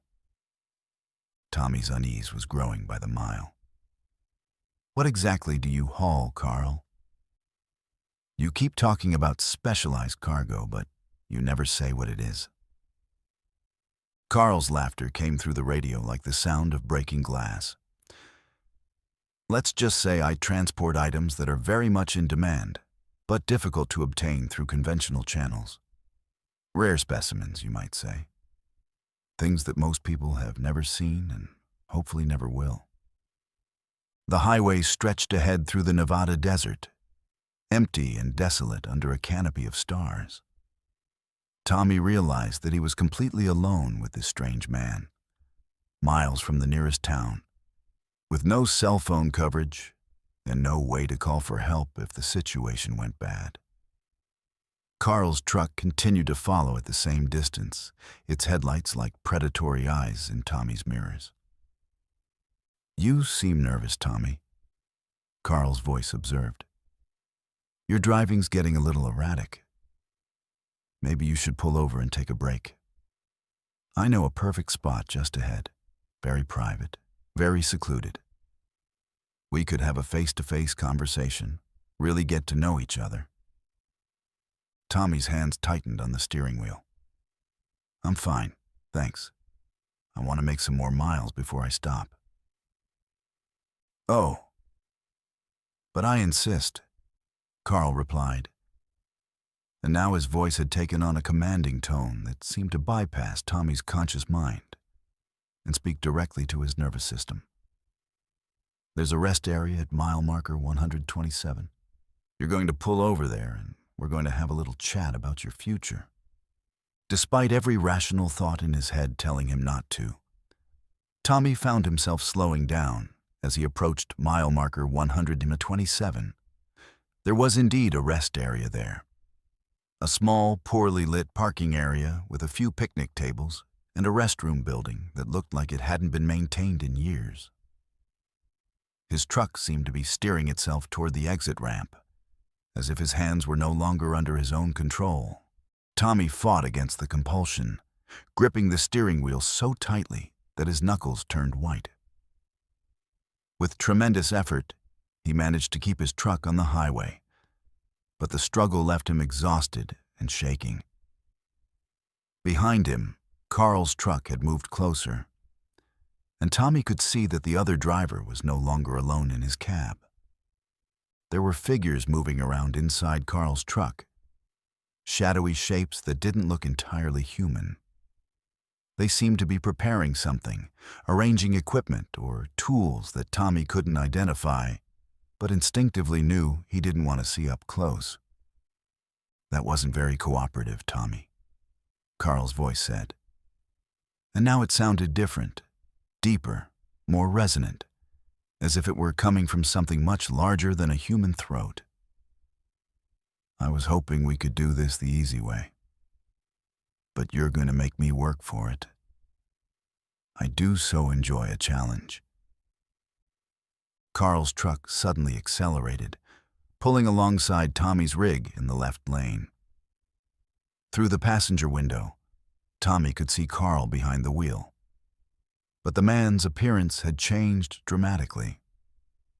His skin had taken on a grayish, mottled appearance, and his eyes now glowed with an inner light that was definitely not human. Most disturbing of all, his mouth had stretched into an impossibly wide grin that revealed rows of shark-like teeth.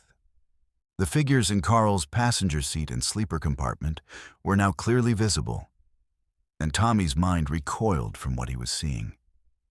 They weren't human at all, but something that might have been human once, before being transformed into something else entirely.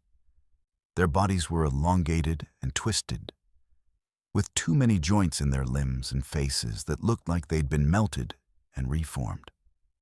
One of the creatures pressed its face against Carl's passenger window and began licking the glass with a tongue that was far too long and covered in what looked like barbs. Its eyes locked onto Tommy's, and he could feel it trying to establish some kind of mental connection, probing at the edges of his consciousness with tendrils of alien thought.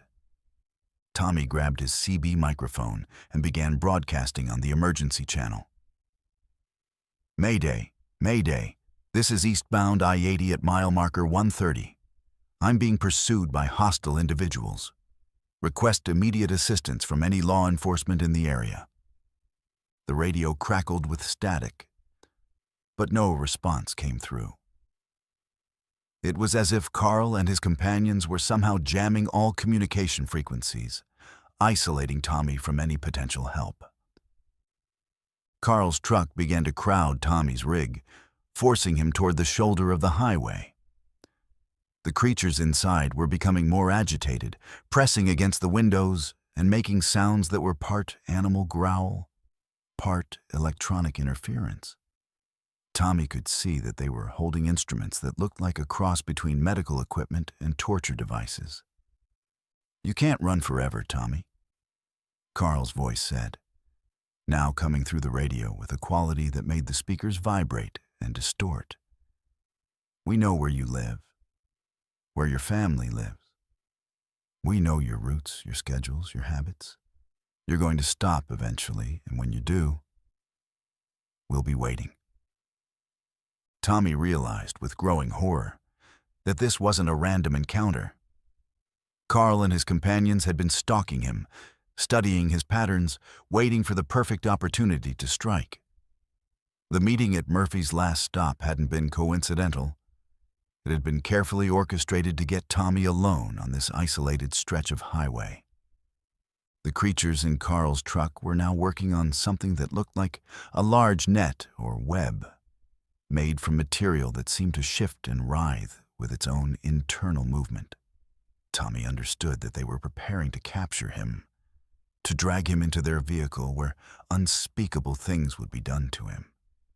In desperation, Tommy began looking for any possible escape route.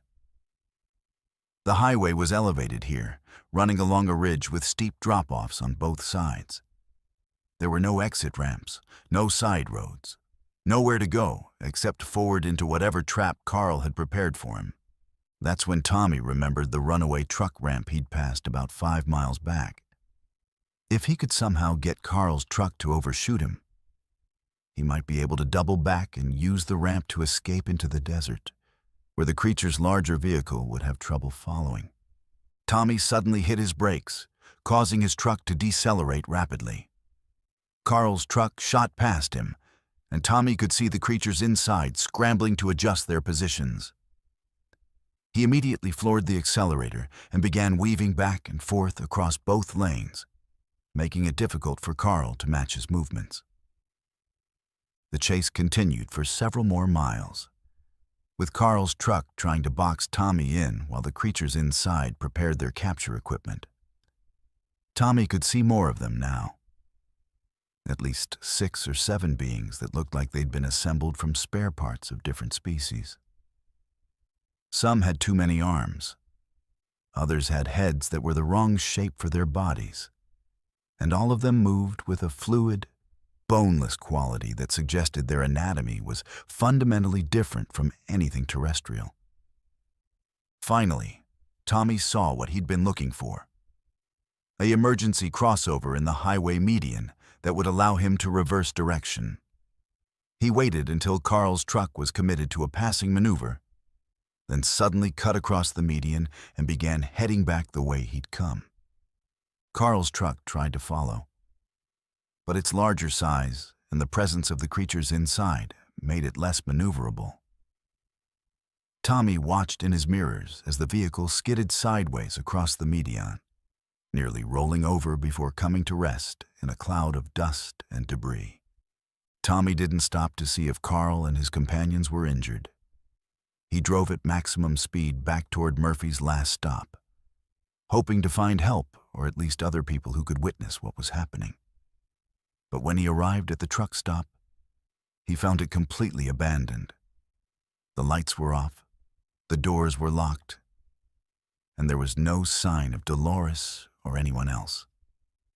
It was as if the entire place had been evacuated in preparation for whatever Carl had planned to do to Tommy.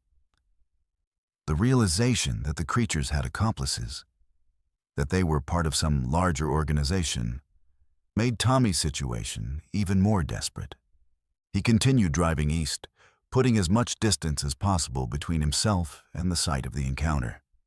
His CB radio remained silent, and his cell phone showed no signal, as if he'd been cut off from all communication with the outside world. It wasn't until Tommy reached the outskirts of Salt Lake City that his phone finally picked up a signal, and he was able to call 911.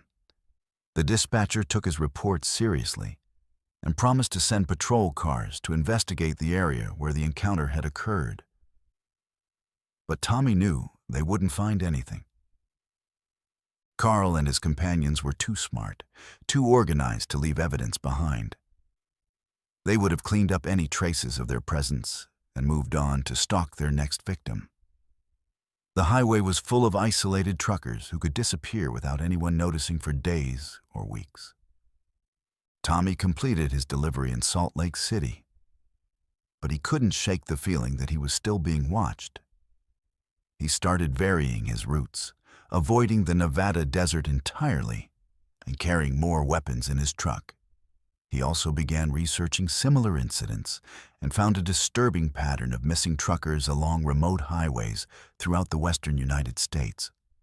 The creatures were real, and they were using the trucking industry's vast network to hunt for victims.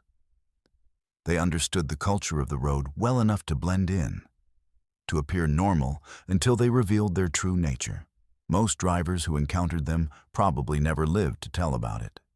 Tommy started sharing his story with other truckers, warning them about the dangers of accepting convoy invitations from strangers, especially on isolated highways.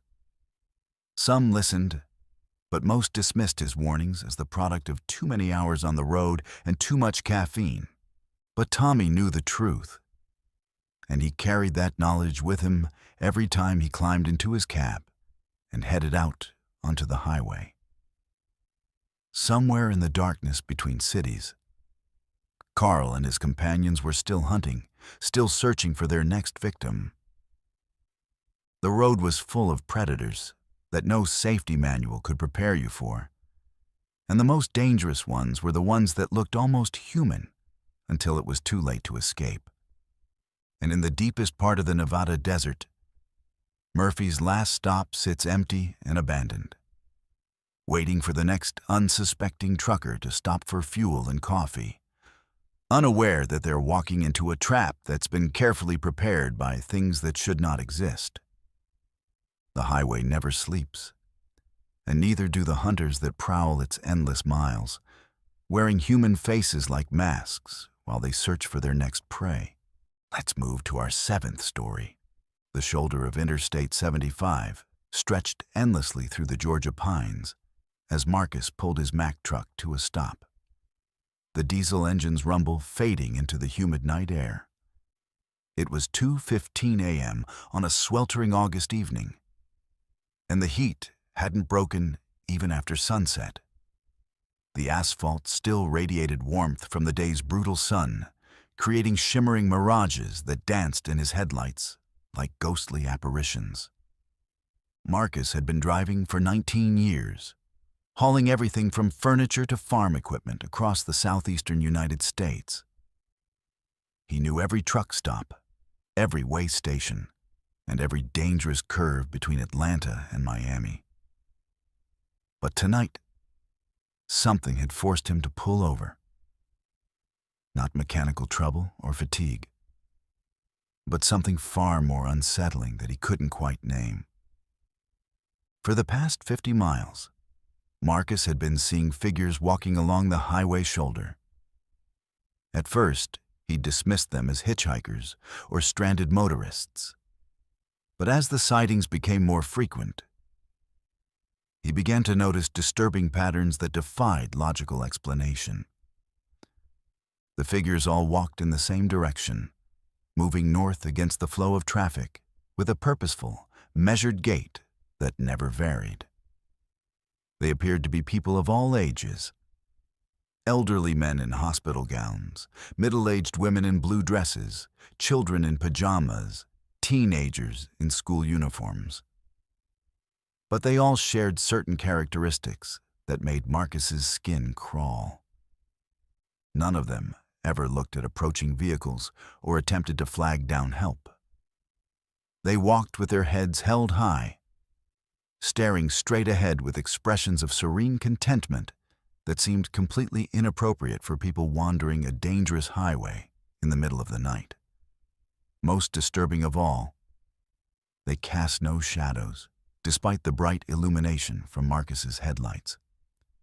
Marcus had encountered his first shoulder walker about an hour earlier, an elderly woman in a faded hospital gown, shuffling along the gravel shoulder near Valdosta. She reminded him of his late grandmother, and his first instinct had been to stop and offer assistance. But something about the woman's posture and movement had triggered his survival instincts, warning him that this wasn't a normal situation. As he'd slowed his truck and pulled toward the shoulder, the woman had turned to look directly at him. Her face was pale and waxy, with eyes that reflected his headlights like an animal's. She'd smiled, revealing teeth that were too white and too perfect, and raised one bony hand in what might have been a greeting or a summons. Marcus had accelerated past her, his heart pounding with inexplicable terror. In his mirrors, he'd watched the woman return to her measured walk, as if the encounter had never happened. But the image of her face, that terrible knowing smile, was burned into his memory. Since then, Marcus had counted at least 24 more shoulder walkers, all moving north with the same purposeful stride, all wearing that same serene expression. They appeared at regular intervals, roughly every 2 or 3 miles, as if they were following some predetermined route or responding to a signal that only they could perceive. Now, parked on the shoulder with his hazard lights flashing, Marcus tried to make sense of what he was witnessing. He grabbed his CB radio and switched to channel 19, hoping to contact other truckers who might have seen the same phenomenon. Breaker 19, this is southbound I-75 at mile marker 42. Anyone else seeing pedestrians on the shoulder tonight? Over. The radio crackled with static for several seconds before a gravelly voice responded. Yeah, I copy that, driver. Been seeing them for the past 100 miles. Strangest damn thing I ever witnessed. They just keep walking, don't matter what the weather or traffic conditions are. Another voice joined the conversation. This is northbound at marker 67. I've been tracking these people for 2 hours now. Counted over 40 so far, all heading the same direction. tried to stop and help one of them. Little girl in a nightgown. But she just looked right through me like I wasn't there. Marcus keyed his microphone. Anyone know where they're going or where they're coming from? Negative on that, good buddy. But I'll tell you what's really got me spooked. I passed the same old man 3 times tonight. Same clothes, same walk, same everything. Either there's a whole bunch of identical people out here, or something ain't right with what we're seeing. The conversation continued for several more minutes, with truckers sharing increasingly disturbing observations about the shoulder walkers. Some reported seeing the same individuals multiple times over the course of hours or even days. Others described encounters where the walkers had suddenly appeared directly in front of their trucks, forcing emergency stops, only to vanish moments later. One driver claimed to have followed a group of shoulder walkers to their apparent destination, an abandoned rest area that had been closed for renovations. According to his account, the walkers had simply walked into the darkened building and disappeared, as if the walls were permeable to their passage. Marcus decided to conduct his own investigation. He'd always been curious by nature, and the mystery of the shoulder walkers was too compelling to ignore. He started his engine and began driving slowly northward, keeping his eyes peeled for the next figure. He didn't have to wait long. About 5 miles up the road, his headlights illuminated a man in his 40s wearing a business suit that looked like it had been expensive once, but was now stained and torn. The man walked with the same measured pace as the others, his briefcase swinging rhythmically at his side. Marcus pulled alongside the walking figure and rolled down his passenger window. "Hey, buddy. You need a ride? It's not safe to be walking out here." The man turned to look at Marcus, and the trucker immediately regretted his decision to stop. The figure's face was pale and gaunt, with dark circles under his eyes that looked like bruises. His mouth was set in a slight smile that never wavered, and his eyes held an emptiness that suggested no one was home behind them. "Thank you for your concern," the man said in a voice that sounded like it was coming from the bottom of a well. "But I have somewhere I need to be. We all do." "Where are you going?" Marcus asked, though every instinct was telling him to drive away as fast as possible. The man's smile widened slightly. "North, always north. To the place where the walking ends and the real work begins." Marcus felt a chill despite the oppressive heat. "What kind of work?" "The kind that requires fresh volunteers," the man replied. And now his voice carried an undertone that made Marcus's teeth ache. "People like you, who stop to help strangers in the night. People who ask too many questions." The man's eyes began to glow with a faint, phosphorescent light, and Marcus could see that his pupils had elongated into vertical slits like a reptile's. The businessman's smile revealed teeth that were too sharp and too numerous for a human mouth. Marcus floored the accelerator, his truck lurching forward as he fled from the encounter. In his mirrors, he could see the man standing motionless on the shoulder, watching him drive away with those terrible, glowing eyes. But as the distance increased, Marcus realized with growing horror that the figure was somehow keeping pace with his truck, moving without appearing to walk or run. The CB radio crackled to life, with a voice that Marcus recognized as the businessman's, though he was now several miles away. "You can't outrun us, Marcus. We know your name, your route, your destination. We've been watching you for a long time, waiting for the right moment to extend our invitation." Marcus grabbed his microphone with shaking hands. "How do you know my name? What do you want from me?" "We want you to join us, Marcus, to become part of something larger than yourself. The walking is just the beginning, a way to sort out those who are ready from those who who aren't. You've shown curiosity, compassion, the willingness to help strangers. These are valuable qualities in our line of work. What line of work? Marcus demanded, though he wasn't sure he wanted to know the answer. Recruitment, the voice replied. We're always looking for new team members, people who understand the importance of helping others find their true purpose. The shoulder is just our interview process, a way to identify candidates who have the right disposition. Marcus realized with dawning horror that the shoulder walkers weren't victims or lost souls. They were recruiters, agents of some larger organization that used the highway system to identify and collect potential members. The walking was a form of psychological testing, designed to attract people who would stop to help strangers in distress. What happens to people who join you? Marcus asked, though he suspected he already knew the answer. They find peace, the voice replied. No more worries about deadlines, fuel costs, or mechanical breakdowns. No more loneliness on the long hauls. Just the satisfaction of meaningful work and the companionship of like-minded individuals.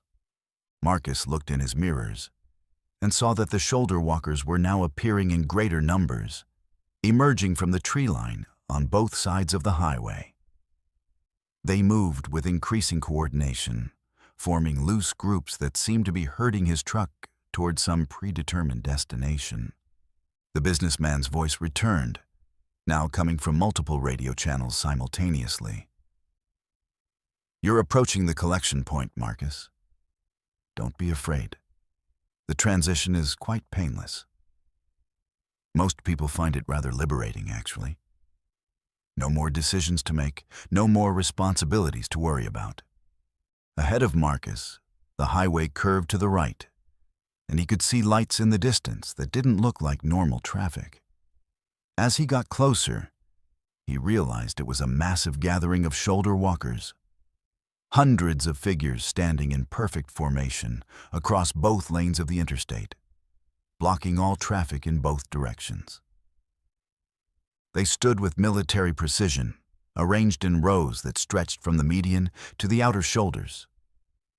All of them were facing Marcus's approaching truck, and all of them wore the same serene smile that he'd seen on the businessman's face.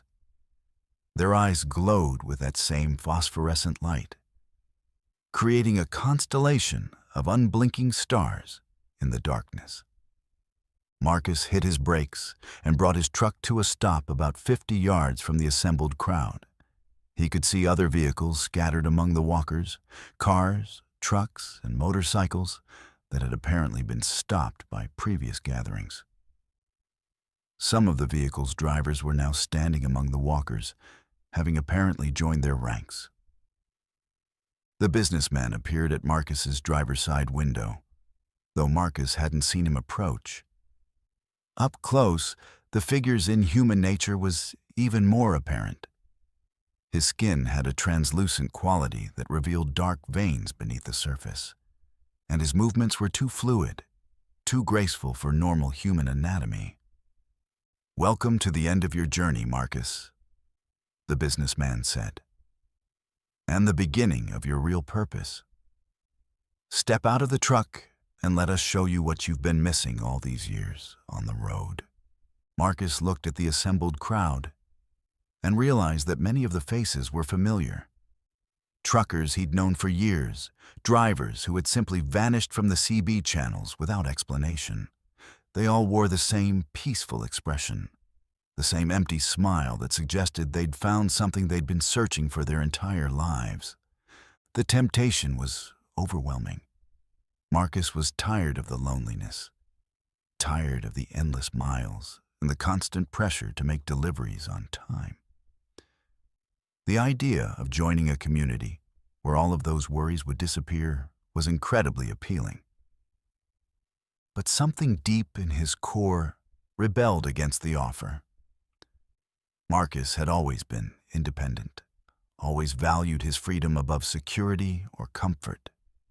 The thought of surrendering his will to some collective consciousness, no matter how peaceful it might be, filled him with revulsion.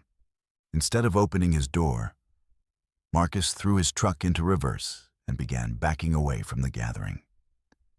The shoulder walkers immediately began moving toward him, their serene expressions never changing, but their pace increasing dramatically. They moved with inhuman speed and coordination, flowing around obstacles like water while maintaining their formation. Marcus spun his truck around in a dangerous U-turn and began driving south, back the way he'd come. In his mirrors, he could see the entire gathering pursuing him, moving as a single organism across the highway. They didn't run or walk. They simply flowed forward with a speed that defied physics, gaining ground despite his truck's acceleration. The chase continued for miles, with the shoulder walkers maintaining their pursuit while the businessman's voice provided commentary through the CB radio. "You're only delaying the inevitable, Marcus. We have agents throughout the highway system, every truck stop, every way station, every rest area. You can't drive forever, and when you stop, we'll be waiting." Marcus realized that the businessman was right. He couldn't outrun an organization that had infiltrated the entire trucking infrastructure. But he also knew that he couldn't surrender to them, couldn't allow himself to become another empty-eyed recruit in their endless army. As dawn began to break over the Georgia landscape, the shoulder walkers gradually fell behind and disappeared, as if daylight somehow weakened their ability to maintain the pursuit. Marcus continued driving south until he reached the Florida border, where he finally felt safe enough to stop and call for help. But when he tried to report the incident to the authorities, he found that no one would believe his story. The Georgia State Police had no record of any unusual activity on the 75, and the trucking company's dispatcher insisted that all drivers in their fleet were accounted for and operating normally. Marcus realized that the shoulder walkers organization was far more sophisticated than he'd imagined, with the ability to cover up their activities and manipulate official records. They operated in the shadows of the transportation industry, using the anonymity and isolation of long-haul trucking to conduct their recruitment operations. From that night forward, Marcus never drove alone on isolated highways after dark. He started traveling in convoys with other truckers, and he always carried multiple forms of communication in case his CB radio was compromised. Most importantly, he never stopped to help strangers walking along the highway shoulder, no matter how much his conscience urged him to do so. Because Marcus had learned that sometimes the people who appear to need help the most are actually the ones you should fear the most. The shoulder walkers were still out there, still recruiting, still adding to their ranks one compassionate driver at a time. And somewhere on a dark highway in Georgia, they continue their endless march northward, searching for the next trucker who will make the fatal mistake of stopping to offer assistance to a stranger in the night. The road is full of predators that wear the faces of victims, and the most dangerous ones are the ones that appeal to our better angels, while leading us towards something far worse than death. Let's move to our 8th story. The banging started at exactly 2:47 a.m., jolting Derek awake in his sleeper compartment like a gunshot in the Pennsylvania darkness. 3 thunderous impacts against the right side of his Kenworth, each one powerful enough to rock the entire 40-ton rig on its suspension. Derek's first thought was that another truck had sideswiped him. But as he sat up in his bunk and listened to the silence that followed, he realized something far stranger was happening. Derek had been parked at this rest area for less than 2 hours, catching his mandatory 8-hour break before continuing his run from Pittsburgh to Boston. The lot was nearly empty, except for 2 other big rigs, parked about 100 yards ahead of him. A red Freightliner and a white Volvo, both with their running lights glowing like sleeping giants in the pre-dawn darkness. The rest area itself was one of those forgotten places that Pennsylvania's Department of Transportation had built in the 1970s and barely maintained since. Cracked picnic tables sat scattered around a small building that housed restrooms so filthy that most truckers preferred to use the woods. A single flickering streetlight cast weak yellow light across the crumbling asphalt, creating shadows that seemed to move and shift with each flicker of the dying bulb.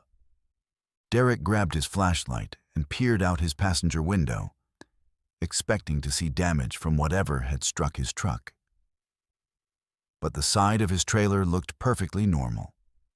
No dents, no scratches, no sign that anything had made contact with the metal. He checked his driver's side mirror and saw nothing unusual, just empty parking spaces and the dark tree line that bordered the rest area. The banging came again, this time from the left side of his truck. 3 more impacts, perfectly spaced and delivered with tremendous force. The entire cab shook, and Derek could hear his coffee mug rattling in its holder. But when he looked out his driver's window, he saw nothing that could have caused the noise. Derek had been trucking for 12 years, and he'd experienced everything from blown tires to engine fires. But this was something entirely different, something that defied logical explanation. The impacts were too powerful and too precise to be caused by wind or settling metal, and there was no one visible outside his truck who could be responsible.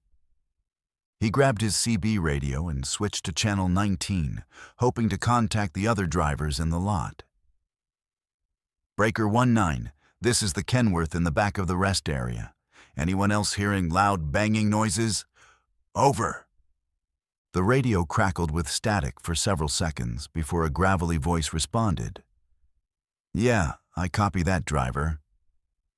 Been hearing it for the past 10 minutes. Something's pounding on all our trucks, but I can't see what's doing it. A second voice joined the conversation, younger and more nervous. This is the white Volvo. Whatever it is, it's moving between our rigs. I saw something dark pass by my windshield, but it was too fast to make out what it was. Derek felt a chill that had nothing to do with the cool Pennsylvania night.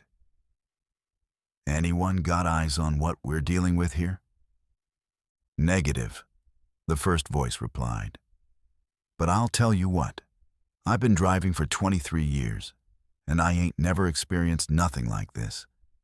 It's like something's testing our trucks, checking to see if we're awake. The banging resumed, this time striking all 3 trucks simultaneously. Derek could hear the impacts echoing across the rest area as whatever was out there attacked each vehicle with the same methodical precision. The sound was deafening, like someone swinging a sledgehammer against sheet metal. But there was a rhythm to it that suggested intelligence rather than random violence. Derek decided to investigate.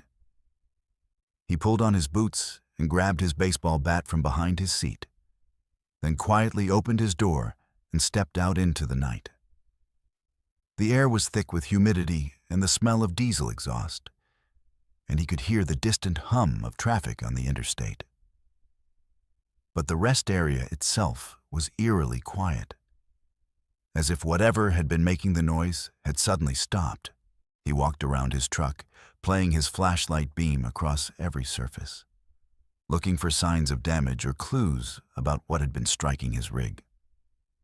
The metal was unmarked, but Derek noticed something that made his skin crawl. There were handprints on the side of his trailer, dozens of them, pressed into the metal as if the aluminum had been soft clay. The prints were human in shape, but wrong in size and proportion. The fingers were too long, the palms too narrow, and they were arranged in patterns that suggested the creature responsible had far more than the normal number of hands.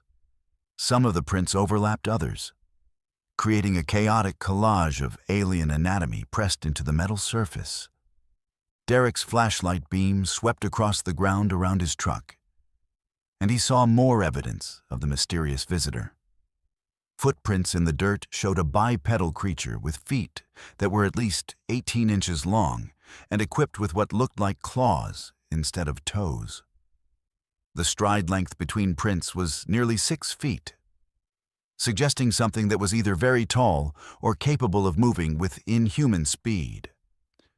The CB radio in his truck crackled to life with the nervous voice of the Volvo driver. "Hey, guys, I think I see it. There's something moving between the trees at the edge of the lot. It's big, maybe 8 or 9 feet tall, and it's watching us." Derek turned his flashlight toward the tree line and saw a pair of eyes reflecting the beam back at him. They were positioned too high off the ground to belong to any normal animal, and they had an intelligence behind them that was unmistakably aware and calculating. As Derek watched, the eyes moved laterally through the trees, circling the rest area like a predator studying its prey. "I see it too," Derek called into his radio. "Whatever it is, it's been checking out our trucks. There are handprints all over my trailer, and the footprints suggest something that ain't natural." The older driver's voice came through the radio with a tone of grim experience. "Boys, I think we need to get out of here. I've heard stories about things that hunt truckers at remote rest areas, and this fits the pattern. They test your defenses first, see if you're awake and alert, then they make their move." Derek was about to respond when the banging resumed with renewed intensity. But this time, it wasn't random impacts. The creature was pounding out a rhythm, a complex pattern that sounded almost like communication. The beats echoed off the surrounding trees and seemed to be answered by similar sounds from deeper in the forest. "There's more than one of them," Derek realized with growing horror. "They're talking to each other." The eyes in the tree line multiplied, becoming a constellation of reflected light that surrounded the rest area. Derek counted at least a dozen pairs, all positioned at the same unnatural height, all focused on the 3 trucks with predatory intensity. The creatures were coordinating their approach, using the darkness and their superior numbers to their advantage. The banging stopped abruptly, replaced by a sound that was far more terrifying: the scraping of claws against metal as the creatures began climbing onto the trucks. Derek could hear them moving across the roofs of the trailers, their weight causing the suspension to creak and groan. They moved with surprising stealth for such large beings, their clawed feet finding purchase on the smooth metal surfaces. Derek ran back to his cab and climbed inside, locking the doors behind him. Through his windshield, he could see dark shapes moving across the other trucks, silhouetted against the weak glow of the streetlight. The creatures were humanoid in general shape, but wrong in every detail. Too tall, too thin, with limbs that bent in ways that human joints couldn't accommodate.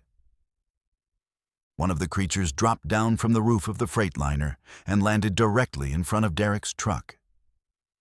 In the harsh glare of his headlights, he got his first clear look at what they were dealing with. The thing stood nearly 9 feet tall, with gray mottled skin that looked like it had never seen sunlight. Its arms were disproportionately long, reaching almost to the ground, and ended in hands that had too many fingers, each tipped with claws that gleamed like polished bone. The creature's face was the most disturbing feature, vaguely human in structure, but stretched and distorted like a reflection in a funhouse mirror. Its eyes were large and completely black, with no visible pupils or irises, and its mouth was filled with teeth that looked more suited to tearing meat than any kind of normal diet. The thing tilted its head as it studied Derek's truck, moving with the curious intensity of a scientist examining a specimen. It approached the driver's side door and began tapping on the window with one elongated finger, the sound sharp and rhythmic like Morse code. Derek grabbed his CB microphone with shaking hands. "They're right outside our trucks. I can see one of them clearly, and it's not human. We need to get out of here now." "Agreed," the Freightliner driver replied. "On my count, we all start our engines and get the hell out of here. 3, 2, 1, go." Derek turned his key and felt a surge of relief as his diesel engine roared to life. But his relief was short-lived. The creature at his door didn't flee from the noise. Instead, it began pounding on his window with increasing intensity, its claws leaving scratches in the safety glass. Derek threw his transmission into gear and began moving forward. But the creature kept pace with his truck, running alongside the cab with inhuman speed and agility. More of the beings emerged from the trees and began pursuing the 3 trucks as they fled the rest area, their long legs covering ground with loping strides that reminded Derek of wolves chasing prey. The chase continued onto the interstate, with the creatures maintaining their pursuit despite the truck's increasing speed. They ran in formation, communicating with each other through a series of clicks and whistles that carried over the noise of the diesel engines. Some of them attempted to leap onto the moving trucks, their claws scraping against metal as they tried to find purchase on the smooth surfaces. Derek pushed his truck to its maximum speed, the engine temperature gauge climbing dangerously high as he demanded more power than the machine was designed to deliver. In his mirrors, he could see the creatures falling behind, their endurance finally reaching its limits. But he didn't slow down until he reached the next truck stop, a brightly lit facility with plenty of other vehicles and people around. The 3 drivers met in the truck stop's restaurant, comparing their experiences and trying to make sense of what they'd encountered. All of their trucks showed evidence of the attack: handprints, claw marks, and dents from the creature's attempts to break in. But when they tried to report the incident to the authorities, they found that no one would believe their story. The Pennsylvania State Police took their statements, but clearly considered the report to be the product of overactive imaginations and too much caffeine. The truck stop's security cameras had malfunctioned during the time period when the chase had occurred, leaving no visual evidence of the creature's existence. Derek never stopped at that rest area again, and he warned other truckers to avoid it whenever possible. But he knew that the creatures were still out there, still hunting, still testing the defenses of unsuspecting drivers who made the mistake of parking in isolated locations. The incident changed all 3 drivers in ways that were hard to articulate. They became more cautious, more aware of their surroundings, and less trusting of remote rest areas that seemed too quiet or too empty. They also developed a network of communication, sharing information about dangerous locations and unusual encounters with other truckers who were willing to listen. And because they had learned that the highway was home to predators that no safety manual could prepare you for, creatures that used the darkness and isolation of the trucking life to hunt for victims. The banging in the night wasn't random. It was a test, a way for the creatures to determine which trucks contained alert, armed drivers and which ones held easy prey. And somewhere in the Pennsylvania darkness, at a forgotten rest area that most maps don't show, the creatures continue their nocturnal hunts, waiting for the next group of truckers who will make the fatal mistake of stopping for the night in the wrong place. The road never sleeps, and neither do the things that hunt along its edges, testing our defenses and waiting for the moment when we let our guard down. Let's move to our 9th story. The GPS on Tony's dashboard showed nothing but empty highway for the next 60 miles, as he navigated his Peterbilt through the remote wilderness of northern Idaho. It was just past midnight on a frigid February night, and the snow was falling so heavily that his windshield wipers could barely keep up with the accumulation. The temperature gauge read -22 degrees, the kind of cold that could freeze diesel fuel and kill a man in minutes if his truck broke down in the wrong place. Tony had been hauling lumber from the mills around Coeur d'Alene for 8 years, and he knew these mountain roads better than most locals. The route through the Bitterroot Mountains was treacherous, even in good weather, with steep grades, hairpin turns, and drop-offs that plunged hundreds of feet into rocky canyons. In conditions like tonight, it was borderline suicidal. But the construction company in Spokane needed the load by morning, and Tony couldn't afford to miss another deadline. The paranoia had started about 50 miles back, just after he'd passed through the last small town before entering the true wilderness. At first, it was just a nagging feeling that something wasn't right, the kind of unease that experienced drivers learn to trust. But as the miles accumulated and the snow continued to fall, the feeling had grown into a certainty that he was being watched, followed, hunted by something that moved through the forest alongside his truck. Tony had tried to dismiss the sensation as a product of fatigue and isolation, but the evidence was becoming harder to ignore. In his mirrors, he caught glimpses of movement between the trees, dark shapes that seemed to pace his truck, maintaining the same speed and direction despite the difficult terrain. When he slowed down, they slowed down. When he accelerated, they kept pace with inhuman endurance. The CB radio had been silent for hours, which wasn't unusual in this remote area where mountains blocked most transmissions. But tonight, the silence felt oppressive, as if something was actively jamming the frequencies to prevent him from calling for help.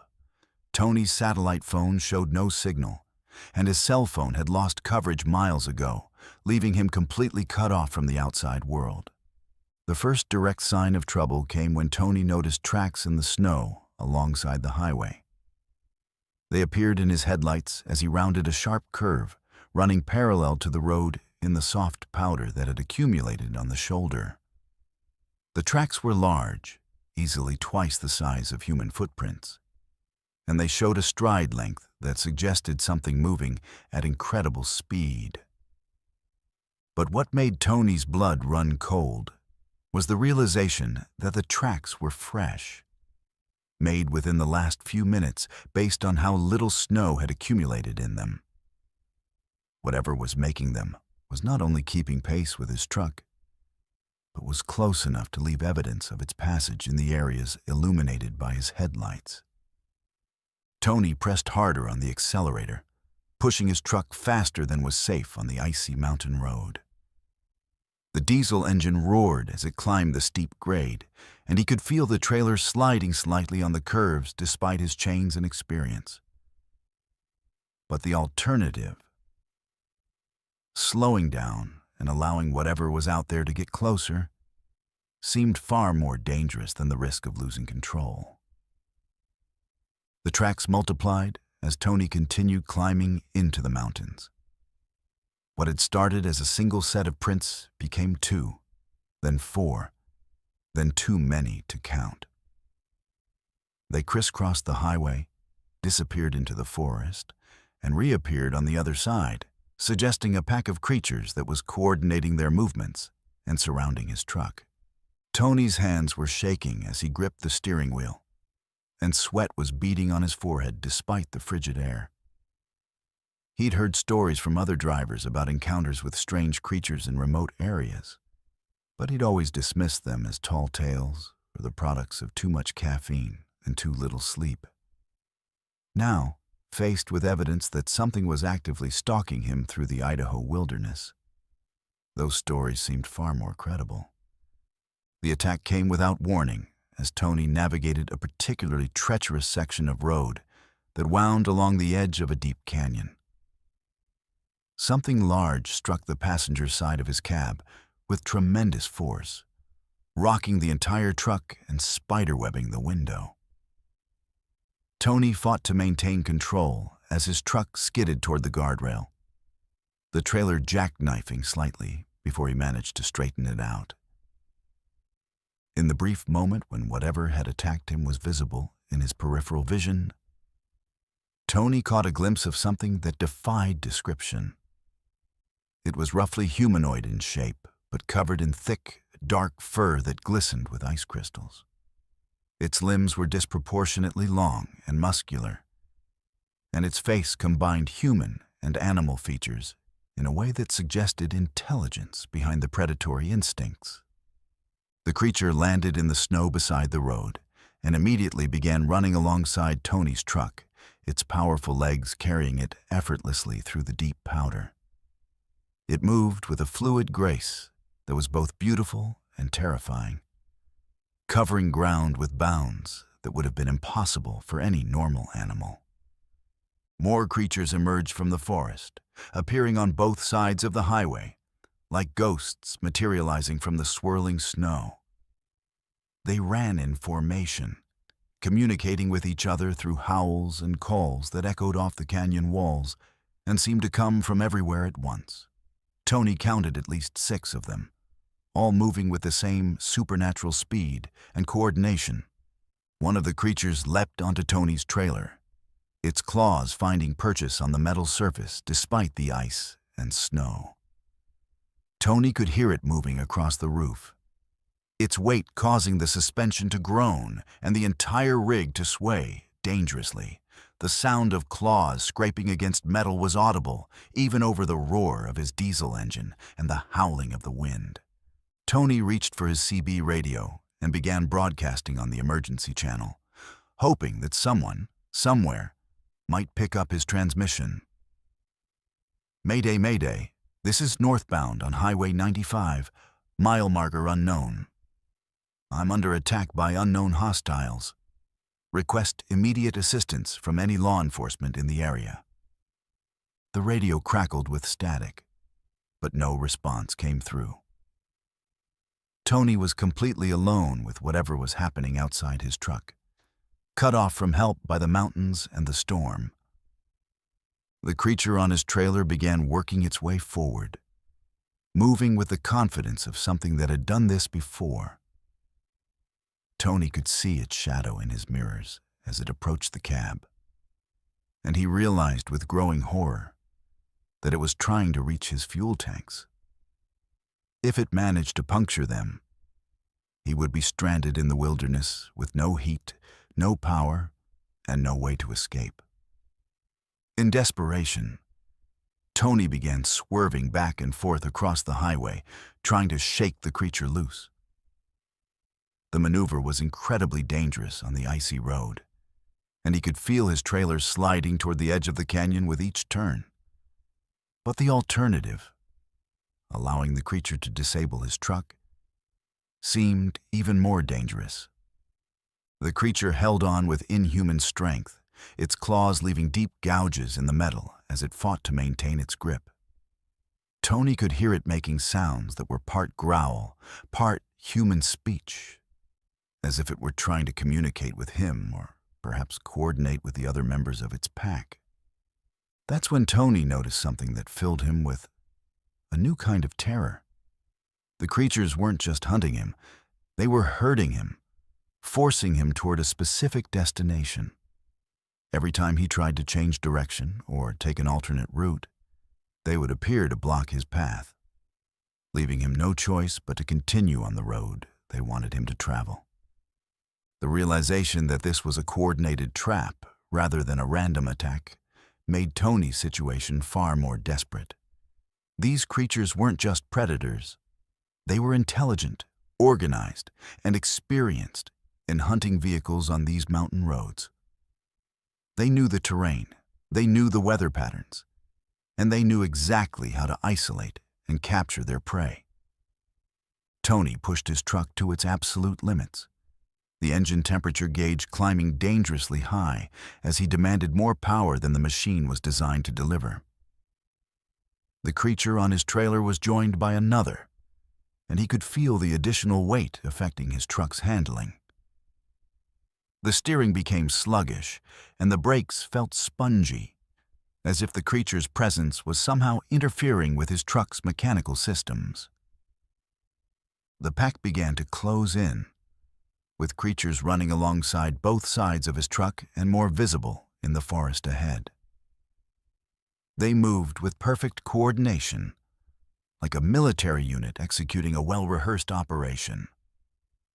Tony realized that he was being driven toward an ambush point, a location where the creatures had prepared additional traps or obstacles. Just as Tony thought his situation couldn't get any worse, he crested a hill and saw what the creatures had been herding him toward. The highway ahead was blocked by a massive tree that had been deliberately felled across both lanes, its trunk positioned at the perfect height to stop a truck without completely destroying it. The creatures had been planning this trap, possibly for days or weeks, waiting for the right victim to come along. Tony had seconds to make a decision that would determine whether he lived or died. He could try to stop before hitting the tree, but that would leave him trapped and helpless while the creatures closed in. He could try to ram through the obstacle, but his truck probably wasn't powerful enough to move a tree of that size, and the impact would likely disable his vehicle. Instead, Tony chose a third option that was so dangerous it bordered on suicidal. He aimed his truck at the guardrail on the right side of the highway, hoping to break through and escape down the mountainside. It was a desperate gamble that would probably kill him, but it was better than being captured alive by whatever was hunting him. The impact with the guardrail was tremendous, sending shock waves through the entire truck and throwing Tony against his door with bone-jarring force. The metal barrier held for a moment, then gave way with a screech of twisted steel. Tony's truck plunged over the edge of the canyon, the trailer jackknifing as it followed the cab into the abyss. For several terrifying seconds, Tony was in free fall, his truck tumbling through space while he fought to maintain consciousness. The world spun around him in a kaleidoscope of snow, trees, and stars, and he was certain that he was about to die in the most violent way possible. But luck was with him that night. His truck crashed into a grove of pine trees about 30 feet below the highway, the branches and trunks absorbing much of the impact and preventing the vehicle from continuing its fall into the deeper parts of the canyon. Tony was thrown around the cab like a rag doll, but his seatbelt and the truck's safety features kept him from being killed outright.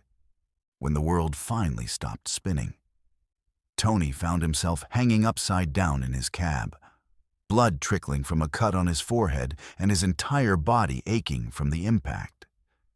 His truck was wedged between several large trees, the cab tilted at a crazy angle but still intact. The engine had died in the crash, but the electrical system was still functioning, providing him with lights and heat. Tony managed to unbuckle his seatbelt and right himself, then began assessing his situation. His truck was totaled, his cargo was scattered across the mountainside, and he was stranded in a blizzard with no way to call for help. But he was alive, and for the moment, that was enough. Above him, Tony could hear the creatures moving along the edge of the canyon, their calls echoing through the forest as they searched for a way to reach him. They were persistent, but the terrain worked in his favor. The steep slope and dense trees made it difficult for them to descend to his location. Tony spent the rest of the night huddled in his cab, using his emergency supplies to stay warm while he waited for dawn. The creatures continued their vigil above, but as the hours passed, their calls became less frequent and more distant. By the time the sun rose over the Idaho mountains, they had disappeared entirely, leaving only tracks in the snow as evidence of their existence. Rescue came 12 hours later when a search helicopter spotted the wreckage of Tony's truck. The official report blamed the accident on weather conditions and driver fatigue, and no mention was made of the creatures that had forced him off the road. Tony's account of the attack was dismissed as a hallucination brought on by trauma and hypothermia. But Tony knew what he had experienced, and he carried that knowledge with him when he eventually returned to trucking. He never drove the Idaho mountain roads again, choosing instead to take longer routes that kept him on busier highways with more traffic and better communication coverage. The creatures were still out there, still hunting, still using the isolation of America's remote highways to trap unsuspecting drivers. They were intelligent, organized, and patient, capable of planning complex operations that could take weeks to execute. Most importantly, they understood human psychology well enough to exploit our predictable responses to danger. Tony started sharing his story with other truckers, warning them about the dangers of driving alone through remote wilderness areas, especially during severe weather when help was far away. Some listened, but most dismissed his warnings as the ravings of a man who'd spent too much time on the road. But the smart ones, the experienced drivers who'd learned to trust their instincts, began avoiding certain routes and traveling in convoys when they had to venture into isolated areas. They understood that the highway was home to predators that no safety manual could prepare you for. Creatures that used the vastness of the American wilderness to hunt for prey. And somewhere in the Idaho mountains, in a canyon where the snow never completely melts, the wreckage of Tony's truck still rests among the pine trees, a monument to the night when a driver's quick thinking and desperate courage allowed him to escape from something that should not exist. The wilderness never sleeps, and neither do the things that hunt in its deepest, darkest corners, waiting for the next traveler who will venture too far from the safety of civilization. Let's move to our 10th story.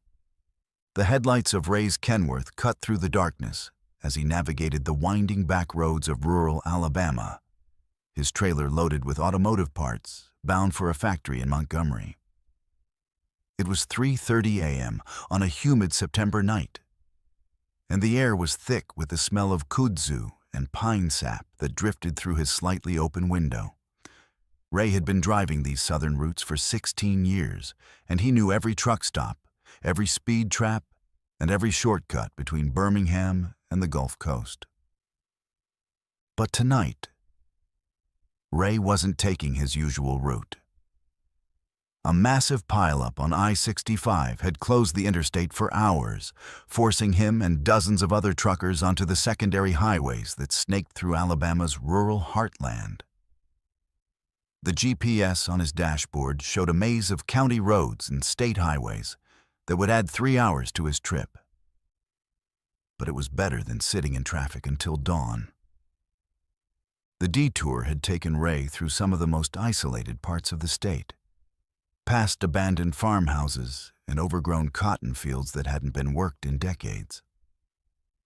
The small towns he'd passed through were dark and silent, their main streets lined with boarded-up storefronts and rusted gas station signs that advertised prices from another era.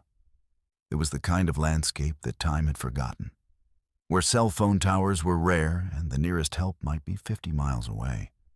Ray was about 20 miles outside of a town called Millerville when he saw the flashing lights ahead. At first, he thought it might be a police roadblock or an accident scene. But as he got closer, he realized it was an ambulance parked on the shoulder of the highway.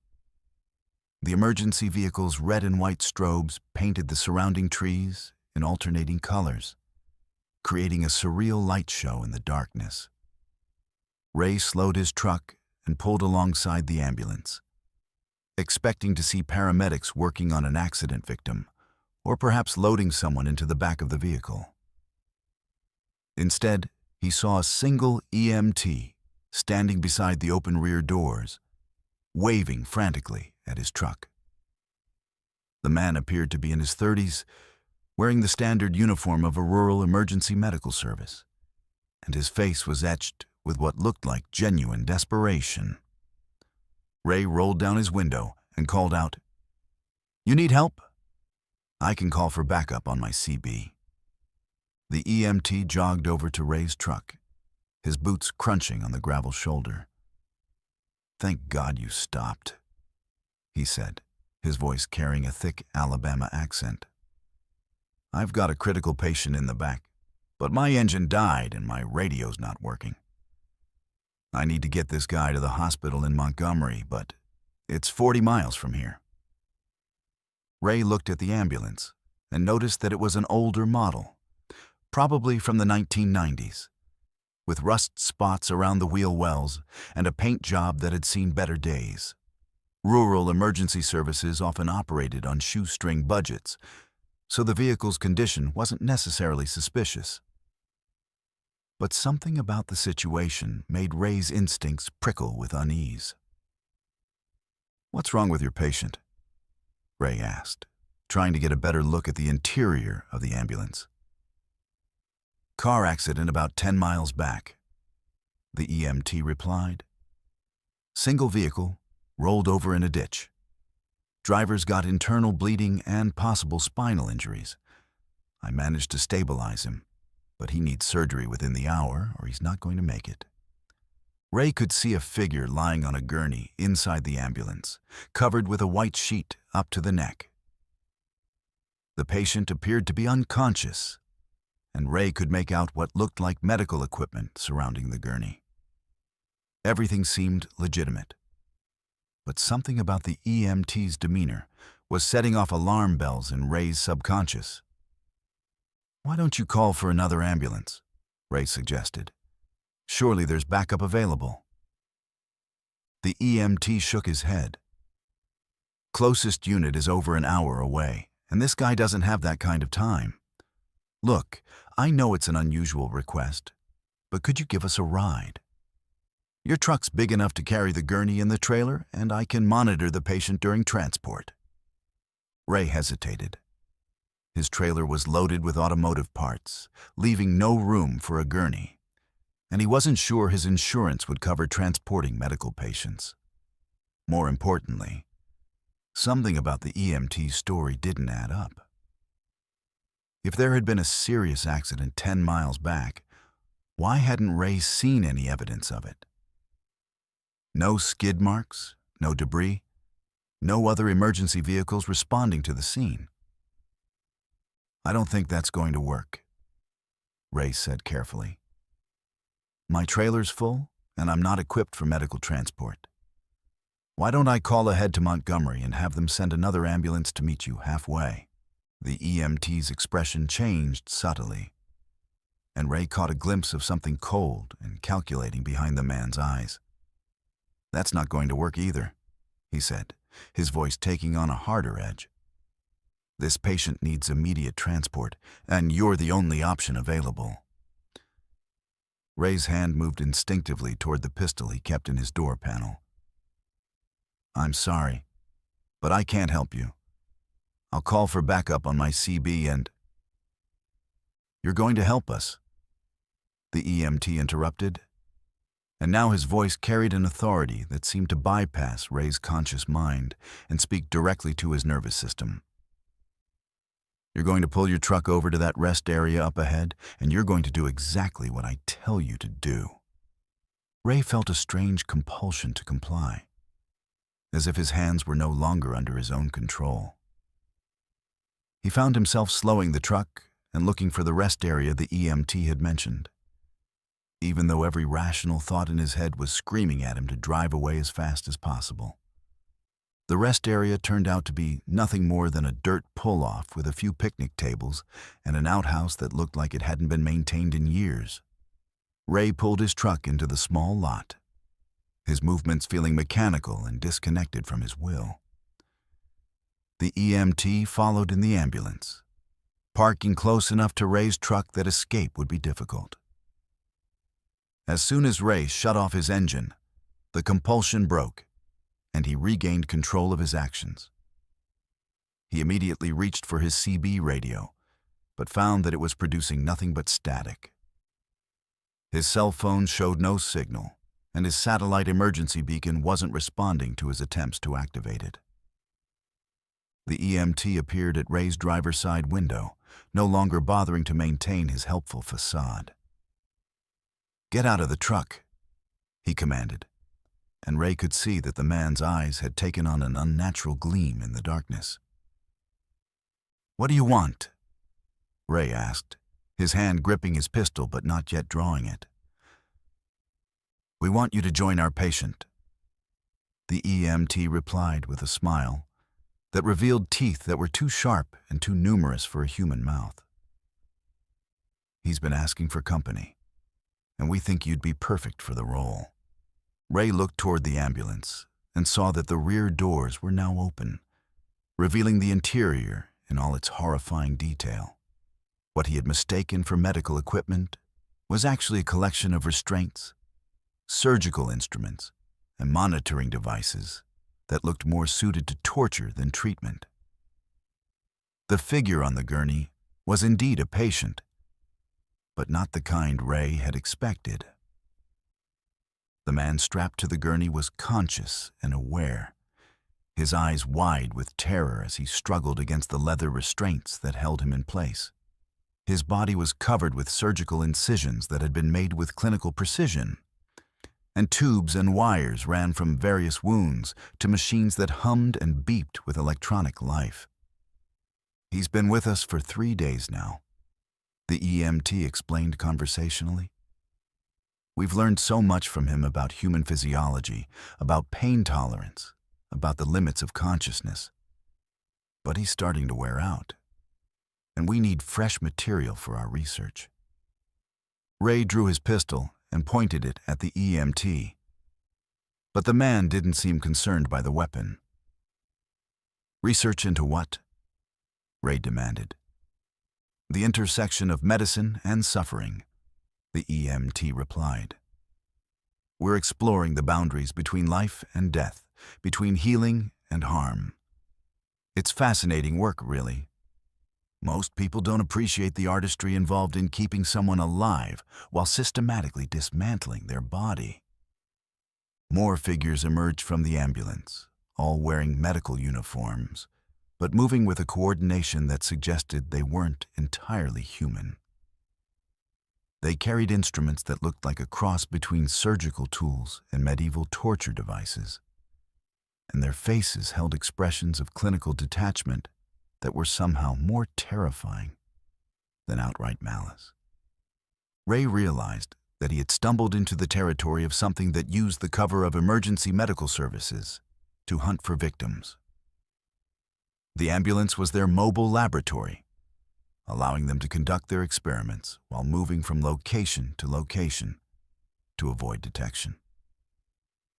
"You're not EMTs," Ray said, backing toward his truck while keeping his weapon trained on the group.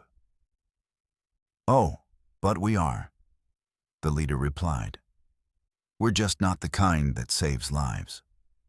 We're the kind that studies them, that explores the full range of human experience from birth to death and everything in between." Ray climbed back into his truck and tried to start the engine, but nothing happened when he turned the key. The electrical system was completely dead, as if something had drained all power from his vehicle. Through his windshield, he could see the fake EMTs approaching with their instruments, moving with the patient confidence of predators who had done this many times before. In desperation, Ray kicked out his passenger window and climbed through the opening, dropping to the ground on the far side of his truck. He could hear the creatures moving around the vehicle, searching for him with the methodical efficiency of experienced hunters. Ray ran toward the tree line, hoping to lose himself in the Alabama woods until dawn brought the possibility of rescue. Behind him, he could hear the fake EMTs coordinating their search, their voices carrying an inhuman quality that suggested they weren't using normal vocal cords to communicate. The forest was dense and dark, filled with the sounds of nocturnal creatures that seemed to fall silent as Ray crashed through the underbrush. He could hear his pursuers following, moving through the trees with a grace that suggested they were more at home in the wilderness than on the highways. Ray ran for what felt like hours, his lungs burning and his legs aching from the unaccustomed exercise. Every shadow could hide one of the creatures. Every sound could signal their approach. He had no idea where he was going or how he would get back to civilization. But staying ahead of his pursuers was his only chance of survival. As dawn began to break through the canopy, Ray found himself at the edge of a small town that wasn't on any map he'd ever seen. The streets were empty, the houses looked abandoned, and there was no sign of normal human activity. But there was a gas station with a payphone, and Ray used his last quarters to call 911. The dispatcher who answered seemed confused by Ray's location and his story about fake EMTs with a mobile torture chamber. When the state police finally arrived, they found no trace of the ambulance or its occupants. Ray's truck was discovered at the rest area, but it started normally and showed no signs of the electrical problems he'd experienced. The official report listed the incident as a possible hallucination brought on by fatigue and stress, and no investigation was conducted into the existence of the fake medical team. Ray's account was filed away and forgotten, just another trucker's tall tale about strange encounters on remote highways. But Ray knew what he had experienced, and he carried that knowledge with him when he returned to trucking. He started avoiding rural routes whenever possible, sticking to major highways with better traffic and communication coverage. He also began carrying more weapons and emergency equipment, preparing for encounters that no safety manual could anticipate. The fake EMTs were still out there, still using their mobile laboratory to conduct their horrific experiments on unsuspecting travelers. They understood human psychology well enough to exploit our instinct to help those in medical distress. And they used the authority of their uniforms to overcome their victims' natural caution. Ray started warning other truckers about the dangers of stopping for emergency vehicles in remote areas, especially when the situation seemed unusual or the personnel acted strangely. Some drivers listened, but most dismissed his warnings as paranoia or the product of too much time on isolated roads. But the smart ones, the experienced drivers who'd learned to trust their instincts, began questioning emergency situations more carefully and verifying the legitimacy of medical personnel before offering assistance. They understood that the highway was home to predators who wore the uniforms of those we're taught to trust and respect. And somewhere on the back roads of Alabama, an ambulance that isn't really an ambulance continues to prowl the darkness, searching for its next research subject. Inside its sterile interior, the tools of healing have been perverted into instruments of torture, and the oath to do no harm has been replaced with a dedication to exploring the darkest aspects of human suffering. The road never sleeps, and neither do the things that hunt along its edges, wearing the faces of those who are supposed to help us in our darkest hours. Let's move to our 11th story. The brake pedal went straight to the floor without resistance, and Mike's heart stopped as he realized his worst nightmare was becoming reality. His fully loaded tanker truck, carrying 8,000 gallons of gasoline, was barreling down a steep mountain grade in Colorado with no way to stop. The speedometer climbed past 70 miles per hour as gravity pulled his 80,000-pound death machine toward the busy intersection at the bottom of the hill. Mike had been driving tanker trucks for 22 years, hauling everything from milk to hazardous chemicals across the western United States. He understood better than most people the devastating potential of his cargo. A single spark could turn his truck into a massive bomb capable of leveling city blocks and killing hundreds of innocent people. The responsibility of that knowledge weighed on him every day. But he'd never imagined facing a situation where his vehicle would become an uncontrolled weapon of mass destruction. The brake failure had happened without warning as Mike began his descent down Rabbit Ears Pass, a notoriously dangerous stretch of highway that dropped 2,000 feet in elevation over the course of 12 miles. He'd checked his brakes at the top of the grade, following standard safety protocols, and everything had seemed normal. But now, with his truck gaining speed on the steep incline, the brake pedal felt like it was connected to nothing. Mike's CB radio crackled to life as other truckers on the highway began to notice his erratic driving. "Hey, eastbound tanker, you're coming down that hill awful fast. Everything okay up there?" Mike grabbed his microphone with one hand while fighting to control his steering wheel with the other. "Negative? Good buddy. I've got total brake failure on a loaded fuel tanker. I'm doing 70 and climbing. Need immediate assistance clearing the road ahead." The response was immediate and coordinated. Within minutes, truckers throughout the area were broadcasting warnings and working with state police to clear traffic from Mike's path. The CB channels filled with voices offering advice, encouragement, and updates on road conditions ahead. But Mike knew that all the help in the world wouldn't change the fundamental physics of his situation. His truck was too heavy and moving too fast to be stopped by anything short of a catastrophic collision. The runaway truck ramps designed for situations like this were spaced too far apart, and he'd already passed the last one before his brakes failed. As his speed climbed past 80 miles per hour, Mike began considering options that no driver should ever have to contemplate. The highway ahead curved through a populated valley with schools, shopping centers, and residential neighborhoods. If he lost control in that area, the resulting explosion would kill dozens of people and destroy everything within a quarter-mile radius. Mike's radio crackled with the voice of another tanker driver who'd been following the situation. "Mike, this is Charlie in the blue Peterbilt. I've been hauling hazmat for 30 years, and I want you to know something. You're not alone up there. We're all with you, brother." The words brought tears to Mike's eyes, but they also strengthened his resolve. He realized that he had one option left, one way to prevent his truck from becoming a weapon of mass destruction. There was a steep embankment about 2 miles ahead, just before the highway entered the populated valley.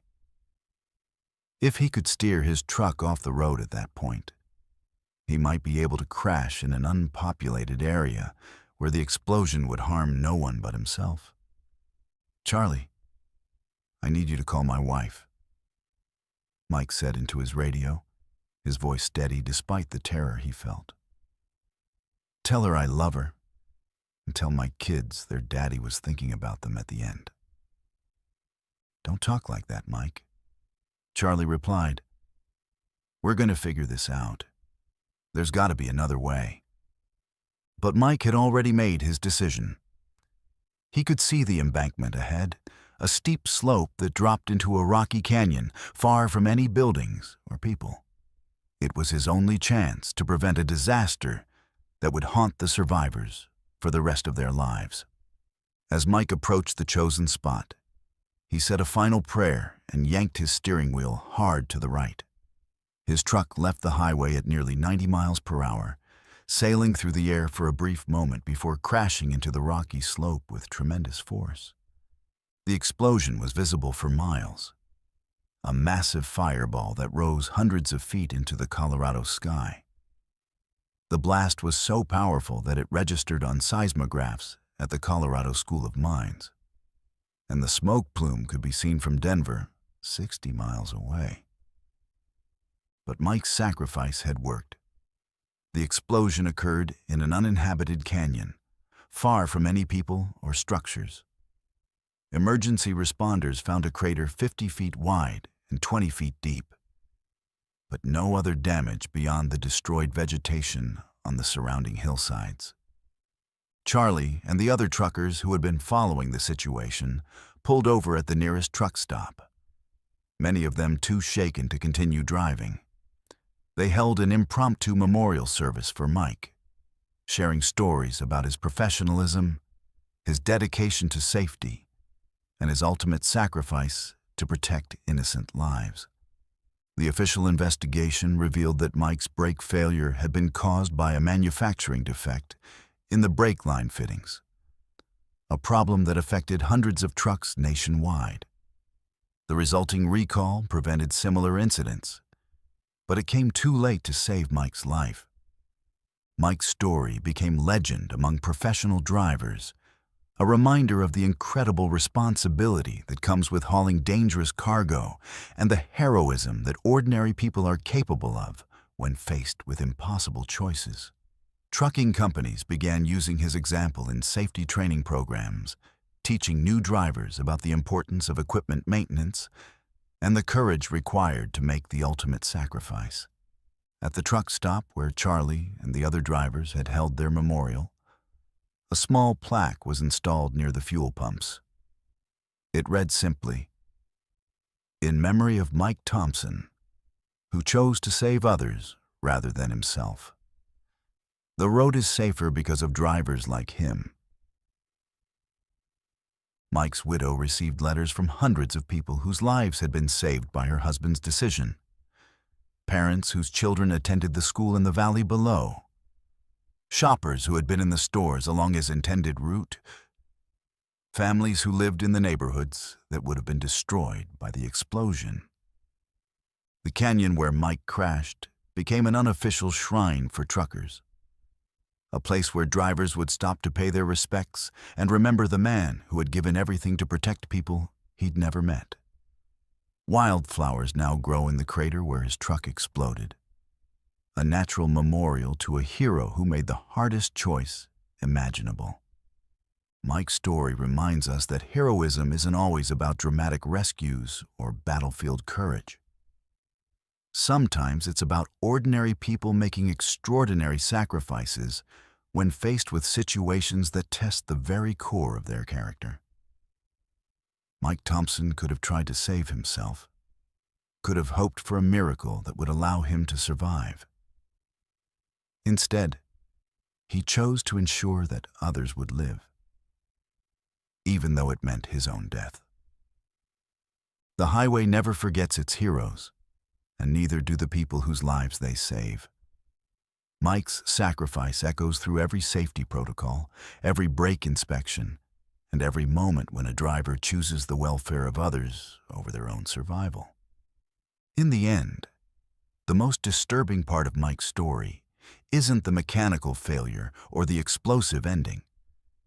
It's the realization that there are people among us who possess the moral courage to make the ultimate sacrifice for strangers.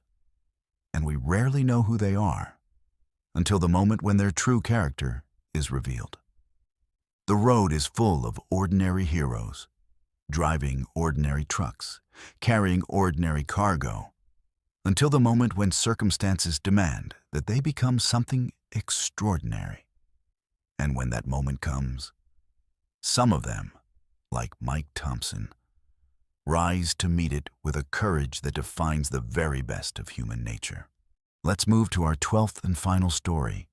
The snow was falling harder now, thick flakes that stuck to the windshield faster than the wipers could clear them away. David gripped the steering wheel of his freight liner as he navigated the treacherous mountain roads leading down from the Coeur d'Alene area. His trailer loaded with freshly cut timber, bound for a mill in Spokane.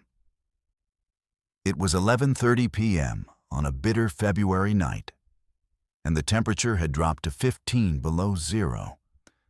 The kind of cold that could kill a man in minutes if his truck broke down in the wrong place.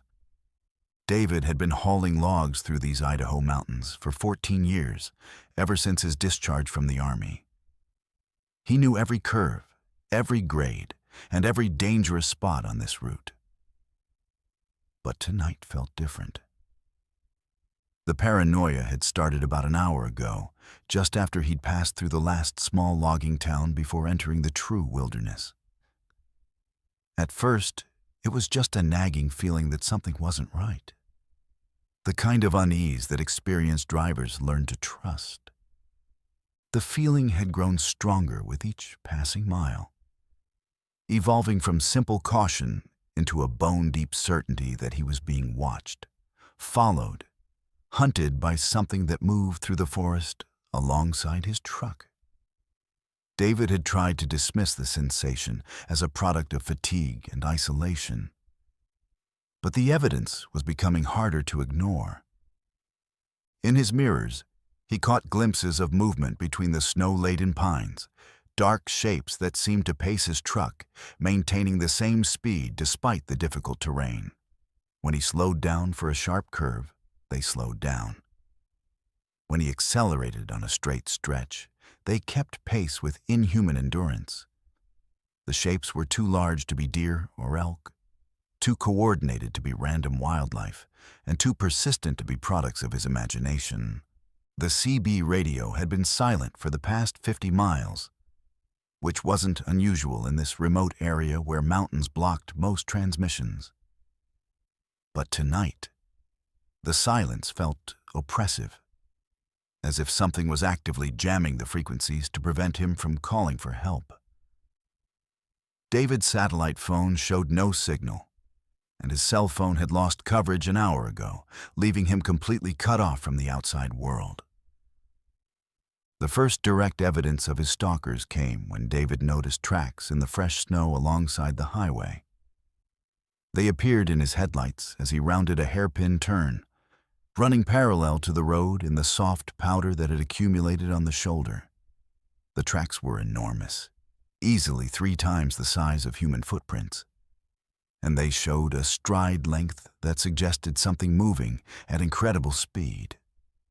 What made David's blood run cold was the realization that the tracks were fresh, made within the last few minutes based on how little snow had accumulated in them.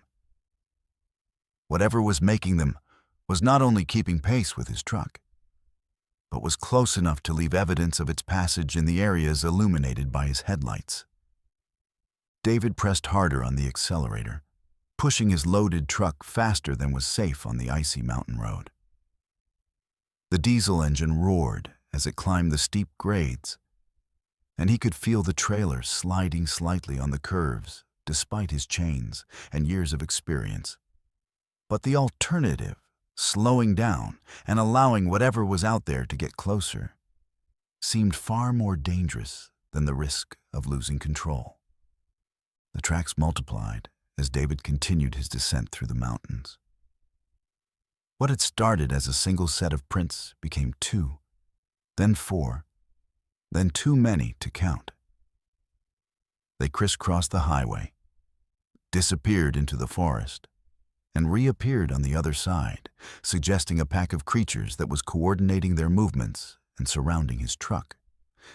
David's hands were shaking as he gripped the steering wheel, and sweat was beading on his forehead despite the frigid air seeping through his cab.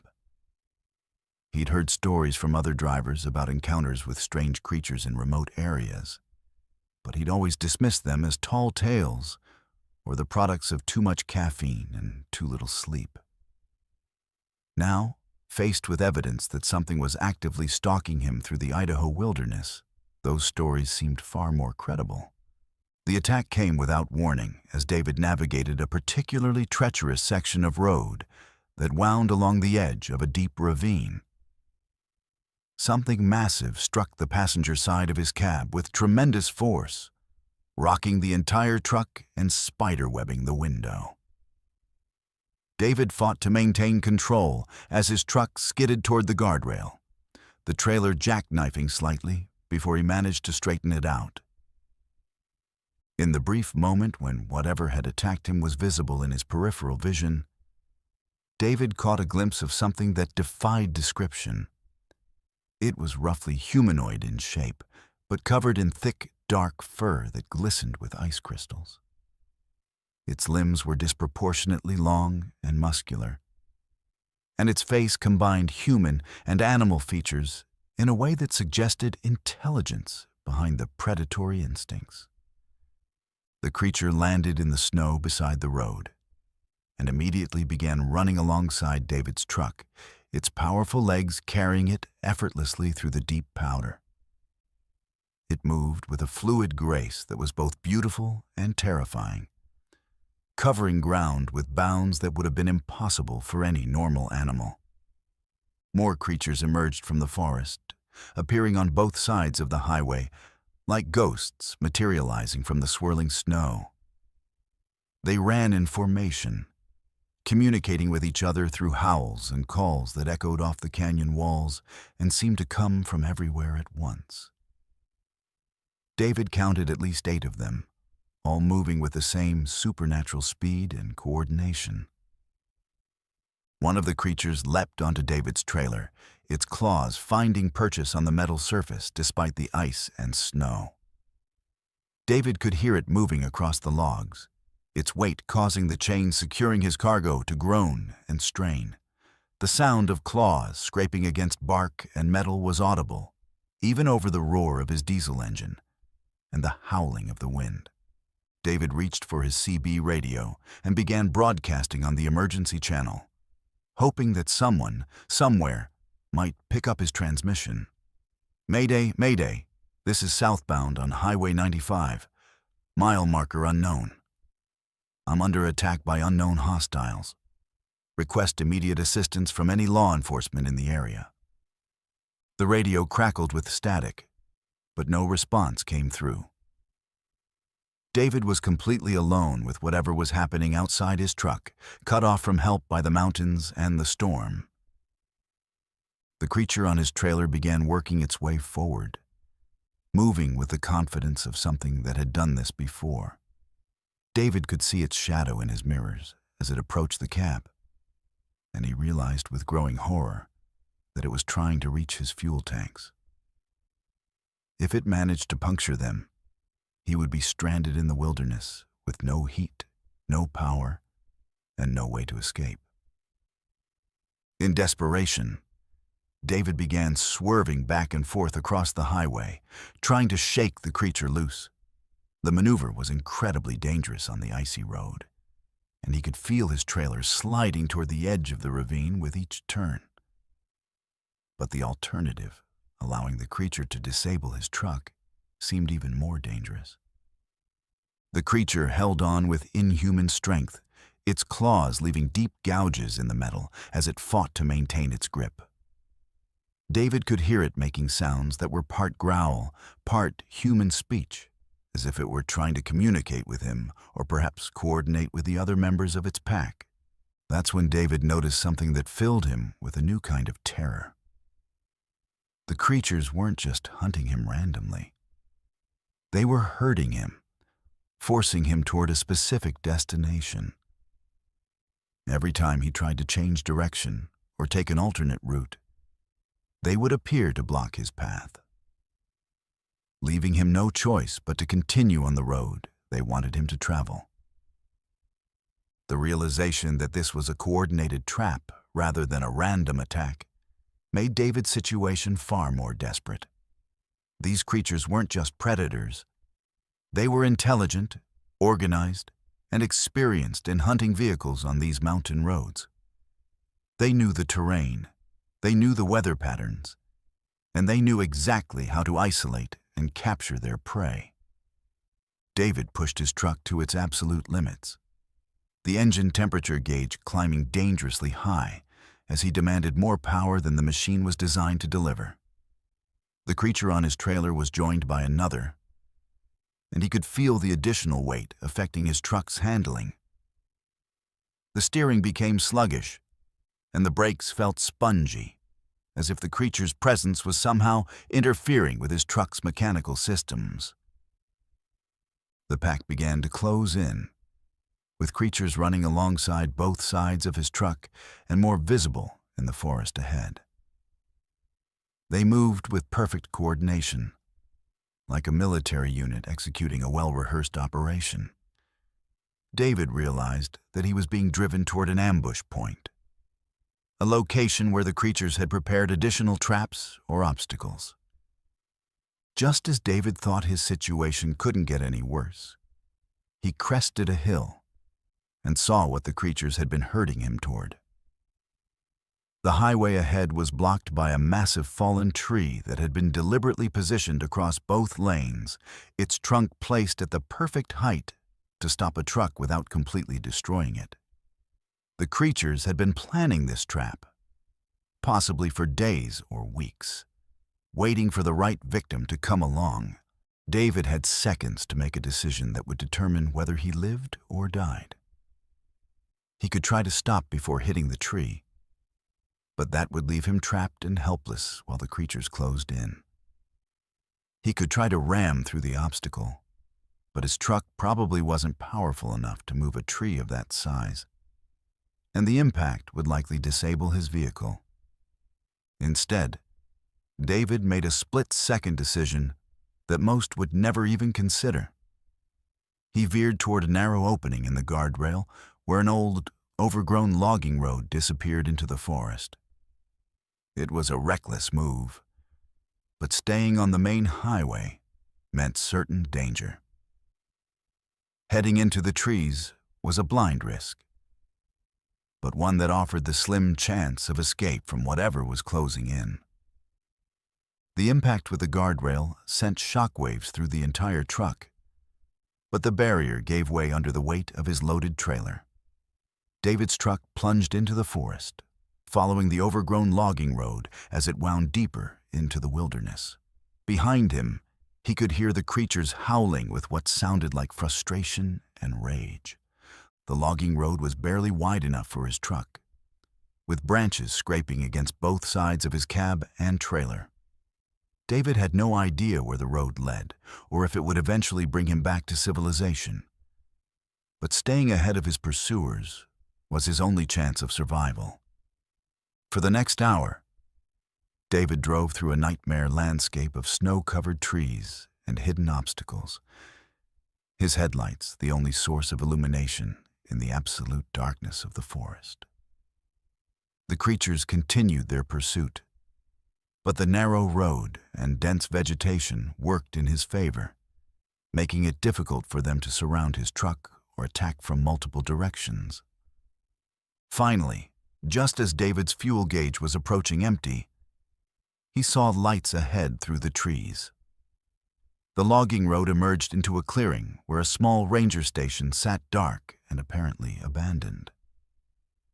But there was a satellite dish on the roof and what looked like a radio antenna, suggesting that communication equipment might be available.